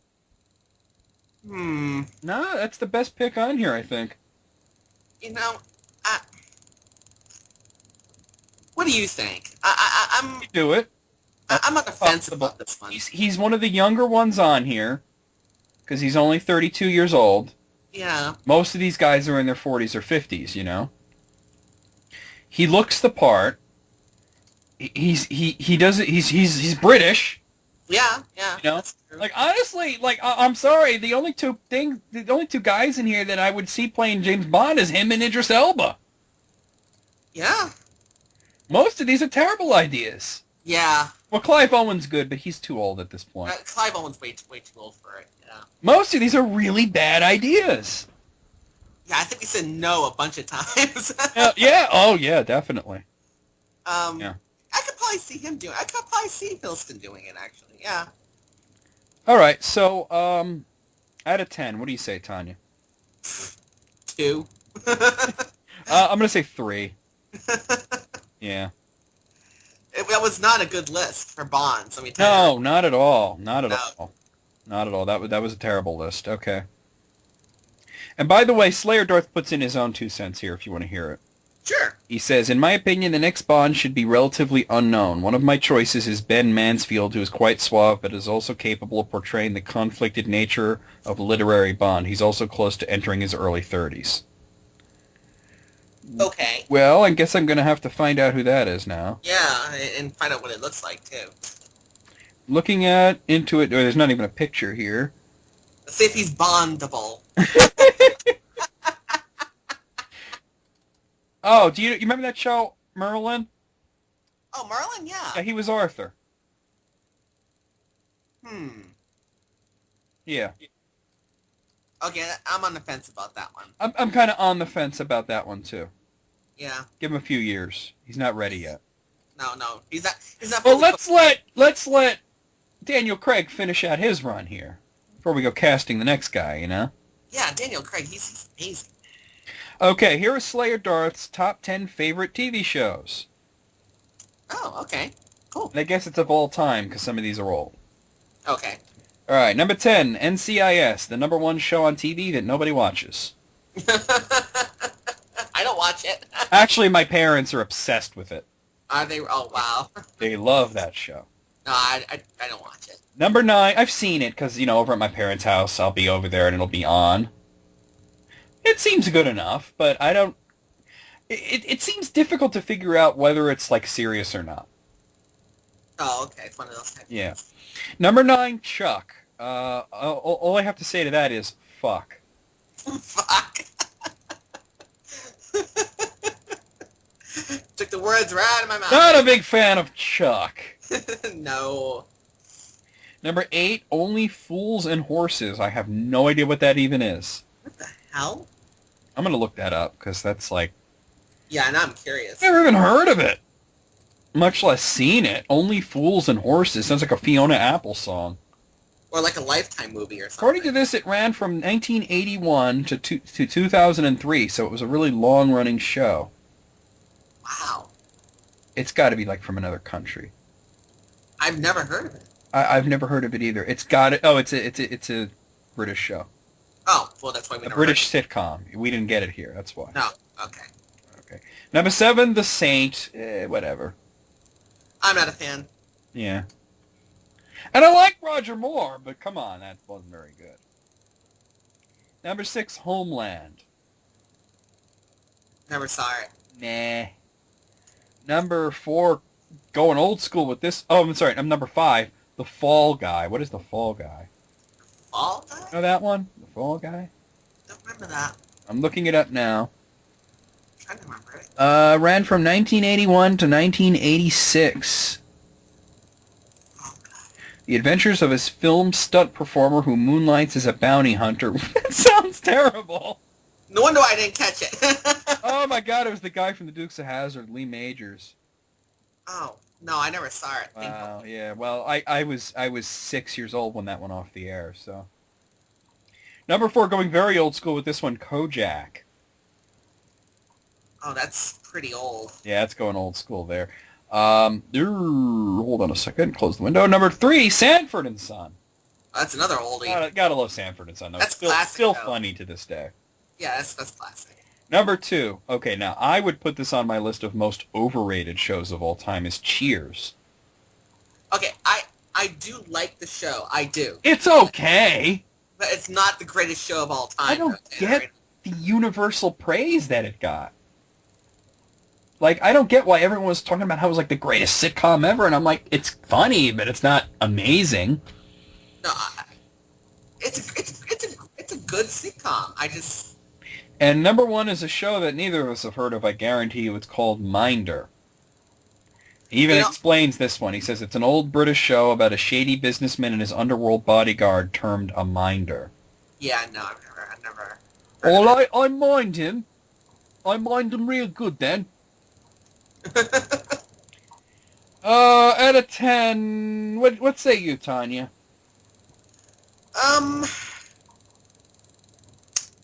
What say me? What say you? It's out of 10, huh? This is very much like it plays to your taste, so it's kind of difficult to rank, I'm trying to not put my taste into it. I'm gonna give it a 5. I'm actually gonna say the same thing. I'm gonna say a 5. Yeah. Because I don't know some of these, so it's like, Yeah. What is wrong with me? Next up, Pack is Back 04 has sent in his top 10 favorite video game songs.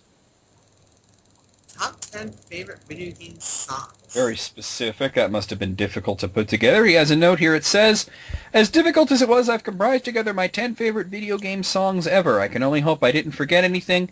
And I wanted to also mention that these are mostly opening or ending themes. I have no solid reason to why this is.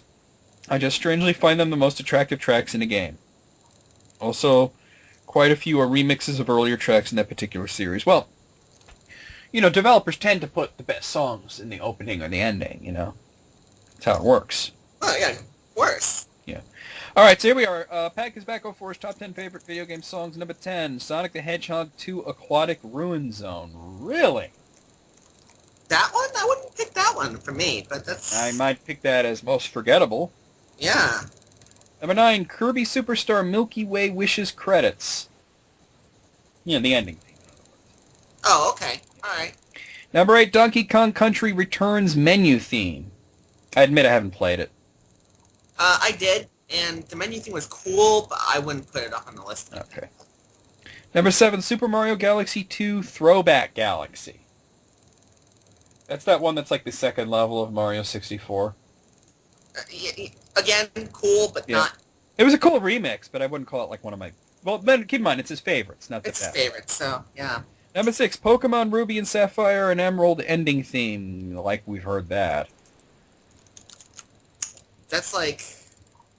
Yeah. Yeah. No heat.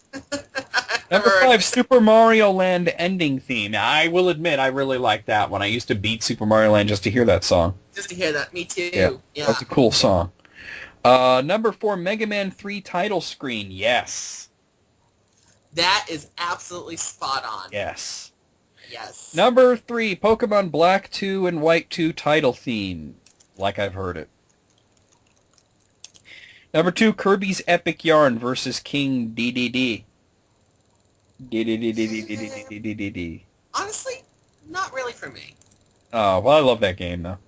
Yeah. And number 1, The Elder Scrolls V Skyrim, The Song of the Dragonborn. That whole freaking soundtrack was amazing. So, yes. But I think he's talking specifically about the one that you hear in the pubs, Oh, Oh, that is pretty good. Our hero has a warrior's heart. You know that thing? That's really cool. I really I'll admit, I'll go up to the bards and request them to sing it while I steal shit. Talking about singing about how awesome I am and how I'm going to save Skyrim and I'm like stealing shit. I'm stealing everything from the place. Pickpocketing everybody in the place, you know. Out of 10, I'm going to give this a 6. I'm going to say... A little disappointed. I'm going to say the same thing, 6. Yeah. Like, yeah, the Pokemon stuff, come on, really? Pokemon. Ugh. Alright. Splashfire 0x has sent in his top 10 favorite Super Smash Bros. Brawl characters. Oh, okay. So these are his favorite guys to play as in Brawl. Number 10, Toon Link. Toon Link's great for if you want to piss the other person off. I was just going to say, if you really want to piss off somebody else. Yeah. Just fuck him off with Toon Link. Number 9, Olimar. Now, I hated Olimar when I first unlocked him. I couldn't stand. I was like, who the fuck would play as this asshole? Yeah. He sucks. And then I played against my friend Hugh, and he was doing really good with Olimar, and I was like, I'm doing it wrong. And then I learned how to play as Olimar, and he is really good. If you don't learn how to play as him, though, you're so fucked. Yeah. I mean, really. Number 8, Rob. Rob is great. Honestly, I'm not a very big fan. I love his smash because I love the way you can hold them and like continuously damage them, and then there's that burst. Oh, see, no, I gotta learn. Yeah. Well, see, you know when you unlock the Super Smash and there's that beam coming out of his eyes? Yeah. It's great. You could actually grab them, like for a throw, but then hold them there. And the beam is continuously hitting them. It's awesome. Now I gotta go back and play it again. Yeah. Number 7, the Pokemon Trainer. I played as him a lot, but I would only use Charizard. I would only use Charizard myself. That's funny you say that. Number 6, Kirby. Now, honestly, Kirby was my favorite in the first Smash Brothers, but I think in each successive one he got worse. He got worse, yeah. He's just not as versatile. Number 5, Solid Snake. I hate playing as Solid Snake. Fuck Solid Snake. Sorry. He's supposedly the 3rd best character in the game according to the tier lists. No. I don't see it. I don't see it. You have to be an expert, I guess. Number 4, Wolf. Wolf sucks. I thought Wolf was one of the worst. I mean, if you're going to play as one of those guys, you play as Fox. You play as Fox, not Wolf. Wolf is terrible. Ooh. Number 3, Lucario. Lucario sucks. Okay, no, Lucario I actually had not a bad time with. He's a poor man's Mewtwo. Again, I can play, but, you know, whatever. Yeah. Number 2, Mr. Game & Watch. I don't know. I personally enjoyed him way more in Melee. Melee, yeah, I gotta agree with you. In Brawl, not so much. Brawl, not so much, no. And his number 1 pick, shock of all shocks, Meta Knight. Well, Meta Knight is Meta Knight. I mean... They're the best character in the game, easily. Come on, Meta Knight, you know? Shit. I'm surprised not to see Diddy or Wario on here, but other than that, pretty good list. Not bad. I mean, you know, it's his favorites to play as. Not exactly the best, but out of 10, I'm going to give it an 8. I'm going to say 7. Okay. I kind of figured you'd say 7. All right. Let's see. Let's see. How long have we been going? I just want to see how long okay, we've been going for 2 hours, so I'm going to start wrapping it up. I'm going to, skip around a little here, because we still got a lot of lists in the backlog. Okay. And, I could take Carissa's list off of here. Okay. Let's see. I just want to see if there's anything... Okay. Here. I did want to, I did want to zone into this one from Slayer Darth, because I thought it was a funny premise. Okay. It's the top 10 stupidest things ever said by United States presidents. Yeah. This is entirely subjective. And here's the scare... Yes, but of course it's subjective. But he says, with one exception, there's only one exception, these were all said while they were in office. Okay. Yeah. Okay, number 10, George W. Bush, in an interview with the Jerusalem Post, said, "I'll be long gone before some smart person ever figures out what happened inside this Oval Office." What? Oh my goddess. I wasn't even aware of that quote. That's just, what was he... I didn't even know what he was trying to say. Fuck, man. Yeah. Number 9, also from George W. Bush. Our enemies are innovative and resourceful, and so are we. They never stop thinking about new ways to harm our country and our people, and neither do we. It's that end part there, you know? If he would have left that off, it would have been a good quote, but then it becomes retarded. W. He just couldn't keep his mouth shut. W. What the fuck? Like, if he would have just ended it at the right point, it would have been a great quote, and so do we. What? Foot in mouth. What an asshole. All right, number 8. Okay, I'm a little upset. He puts Reagan on the list. He's not allowed to put Reagan on the list. Let's see what he says. President Ronald Reagan. Well, I learned a lot. I went down to Latin America to find out from them and learn their views. You'd be surprised. They're all individual countries. All right, I see. Okay. He thinks that Reagan was saying that he was surprised to learn that it's not just one big country down there. Yeah. But what he was saying was that they all have their own viewpoints, and they're all autonomous. Yeah. It sounds stupid. Yeah. But out of context, but it's not really stupid. Right. All right, number 7. Barack Obama. I've now been in 57 states. I think one left to go. What? He did say that, too, yeah. We've been to 57 states, I think. One left to go. I just have a question. We have 8 more states I'm not aware of. Apparently, well, for Obama, it would be state of confusion, state of delirium, state of insanity, state of idiocy. That's what the extra states would be for him. Oh my God, 8. Wow. I call him, W Part 2, because that's basically what he is. Ugh, so bad. All right, number 6, Richard Nixon. He says, I've always wondered about the taping equipment, but I'm damn glad we have it. Well, that's more stupid in retrospect because of the whole Watergate scandal. Yeah. Like, it wasn't stupid when he said it. But afterwards? But then afterwards, it's like, I'm sure he regretted saying that. Yeah. All right. Number 6, also from Nixon, and this one genuinely was a stupid thing for him to say. He said, when the president does it, that means it's not illegal. Oh, yeah. I think Obama also agrees with him on that. You think? I think our last few presidents have all thought that. The president does it, it's not illegal. Yeah. Yeah, go fuck yourself. Like we had Bush, I could do whatever I want, and before that we had Clinton. It's not cheating if I'm the president. My cigar doesn't mean it's cheating. Speaking of Clinton, he actually puts a tie here, and we disagree with ties, of course, for list critics, but I do want to hear them both. 2 Clinton quotes here. The first is, being president is like running a cemetery. You've got a lot of people under you and nobody's listening. Who's writing? That obviously it's a joke, but that's a terrible, stupid joke. Yes. And the other one is, I'm someone who had a deep emotional attachment to Starsky and Hutch. What the fuck? Did he actually say that? Are you serious? Oh, wow. Wow. Okay, number 3. This is from Reagan, and it's not really stupid, but it's a bad joke, Tanya.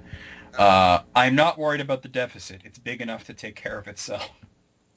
Oh, that's bad. It's a bad joke. It's not really stupid, but it's a bad joke. No, that's a pretty stupid joke. It really Whoever is. wrote that for him should have been fired. Yeah, that's pretty bad. That's like, I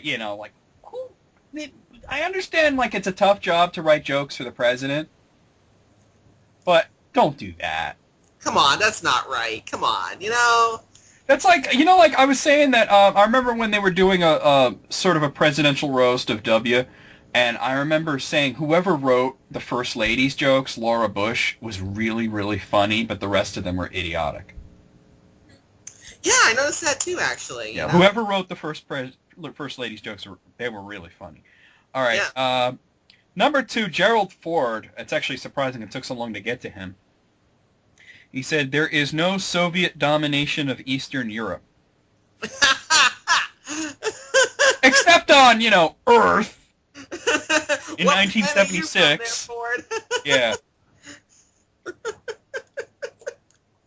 And this is, and I gotta fully agree with number one. Number one's from W. This is the dumbest thing any president has ever said ever, other than Obama saying, "I solemnly swear to uphold this office." Oh! No, this is even worse. This is from George W. Bush. This is the worst thing any president has ever said. The trouble with the French is that they don't have a word for entrepreneur. I think my brain just hit the floor. I mean... Mr. President, that is a French word. I mean, come on! Wow, W. I'm surprised his wife didn't run up to the podium and drag him home by his ear at that point. W, just go home. Just go. Give it Just up. stop saying things that they write down for you because they're making fun of you and you don't even realize. I can hear you in the audience right now when he says that. Go, stop! Stop! Stop! What are you doing? Oh my goddess. Bush, what you do? Stop! Out of 10. Oh wow.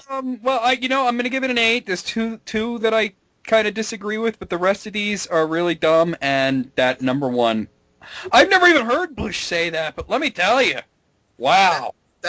I'm going to say it a 9, and that's pretty great. That's a great list. You know I'm a Republican, but I'm glad to say I never voted for that asshole. Oh, I never voted for him either. Hell no. Fuck that noise. Good Lord. Wow. I had a friend of mine who actually voted for W the first time around. I can understand it the first time, because you don't know how bad he was. Yeah, but then Gore was an asshole, too. Well, I can only imagine what kind of quotes would have had Gore was in office. So. I think it would have been worse, actually. You think it would have been probably? Yeah. But, yeah, wow. I mean, he would, can you imagine how Gore would have reacted to 9/11? He would have been like, oh, the environment. He'd have been concerned about the smoke, What about global warming?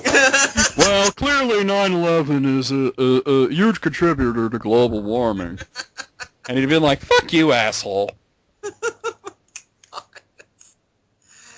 I still can't get over number one for W. Oh, I can't believe that.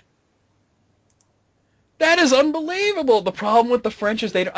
you know what? I'm going to be honest with you, Tanya. I have to look this up to see if it's bullshit. You know what I mean?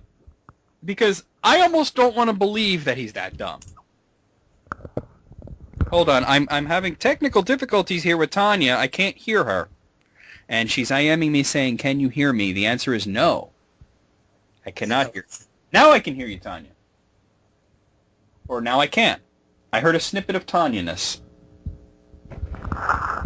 Well, while you're figuring out what the fuck's wrong over there, I'm going to look up this entrepreneur quote. Because I think it's bullshit.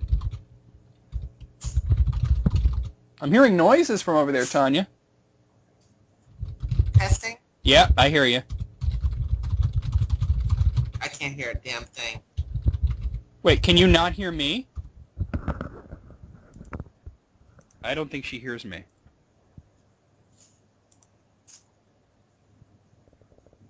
I can't hear a damn thing. All right. Let's just let me we're going to pause here. I'm going to call Tanya back. What's up, man?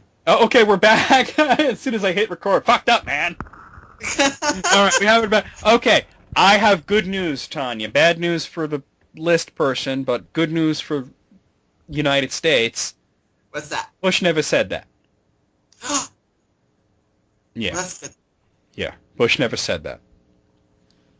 So it's been corroborated and it was never said, basically. I just found it on Snopes. Okay. Yeah. Right. So it's apparently something that went around via email. Oh, and it was taken as what it was at face value. Yes. Now, I kind of wonder about how many of those on that list were fake. We have to start doing investigations of our list. I know, right? Oh, damn. Oh, wow. All right, how about one more list before we call it a day? Sounds good. All right.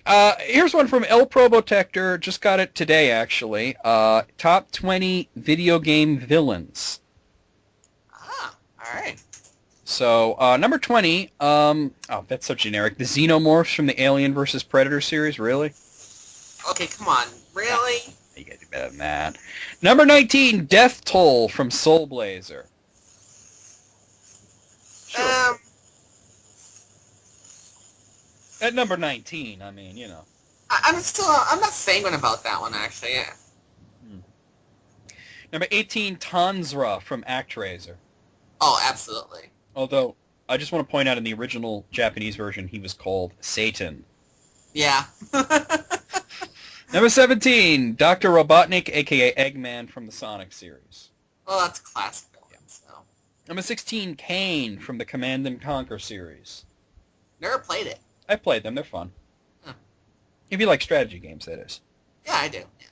Number 15, Frank Tenpenny from Grand Theft Auto. Never played. Yeah, I think Samuel L. Jackson did the voice. So that right there, you know, that helps. Number 14, G-Man from the Half-Life series. No. No. Number 13, Osmond Sadler from Resident Evil 4. Not the Resident Evil villain I would pick. Who would you pick? Wesker, obviously. Oh, damn, that's the same one I was going to pick, too. Well, duh! That's the same one any normal person would pick. I know, huh? Number 12, King K. Rool from Donkey Kong series. He doesn't have much personality, to be honest. Yeah, it's not a lot of dimensions. Yeah. Oh, number 11, Wesker from Resident Evil. There you go. Oh, there we go. Okay. Number 10, the Joker from the Batman Arkham series. Well, absolutely. The Joker here! Blah blah hurt, hoot, snort, blam. Call me. Number 9, M. Bison from the Street Fighter series. You know, I never thought M. Bison was anything. I just Honestly, don't care. I love the series, but I don't think he's a great villain. No, I think he's a stupid villain, to be quite honest. Yeah. But here's a good one. Number 8, Shao Kahn from the Mortal Kombat series. No, he's a good villain. Way more personality. Anybody who opens himself up to attack just to taunt you in the middle of the battle and still kicks your ass. You will die. You suck. Is that your best? Number 7, Sigma from the Mega Man X series. It did get tired after a while, but yes, he's a great villain. He's a great villain, but in some ways I think he's a little overrated. But well, they didn't need to bring him back for X8, that's for sure. Absolutely not. Yeah. No. Number 6, Death from the Castlevania series. Oh, well, Death, come on. I'm going to assume Dracula's on here, because if he's not, then what the fuck? There's a problem. Yeah. Number 5, Dr. Wily from the Mega Man series. He just won't give up. No, he won't. Gotta give him credit for that. Number 4, Dracula from the Castlevania series. Thank you. There we go. He should be number 1, but okay. Number 3, Ridley from the Metroid series. You know? I like Ridley, but, I mean, he's like, just this dinosaur guy. I mean, there's no personality there. No, I don't agree with that one. And by the way, part of the reason that I hated Other M was how Samus was all afraid of him all of a sudden. Yeah, what the fuck was up with that? How many times have you killed this motherfucker? Right. You beat his ass every time you meet, but now you're like, oh, it's Ridley. Oh, that's not right. No. We should have gave Samus a voice. Number 2, Ganon from the Zelda series, of course. Well, Ganon, that's, Ganon. And his number 1 pick is Bowser, of course. You know... You gotta love Bowser because he's sort of like... okay, the Mario series is almost like the Archie comics. Where, and he's sort of like Reggie. Like, he's an asshole, and he's sort of the antagonist, but you still hang out with him and play, go-karts and shit. Yeah, that's true. Yeah. Gotta love that, we hate Bowser, but we needed a 4th for tennis. Yeah, but I'm a little disappointed in the lack of Kefka on that list. It seems that there's really, other than Death Toll and Tanzra, not much RPG stuff on here. I'm seriously disturbed by this lack of Kefka. And those are both action RPGs, so I assume he's just not an RPG guy. apparently. I mean, his name is a Contra game, so No, this. I'm guessing he's just an action guy. But I'm gonna whine and complain about it because I can. So you know. Well, that's what we do. Out of 20, Tanya. I'm gonna be a little generous and say 16. I'm gonna go a little higher. I'm gonna say a 17. Okay.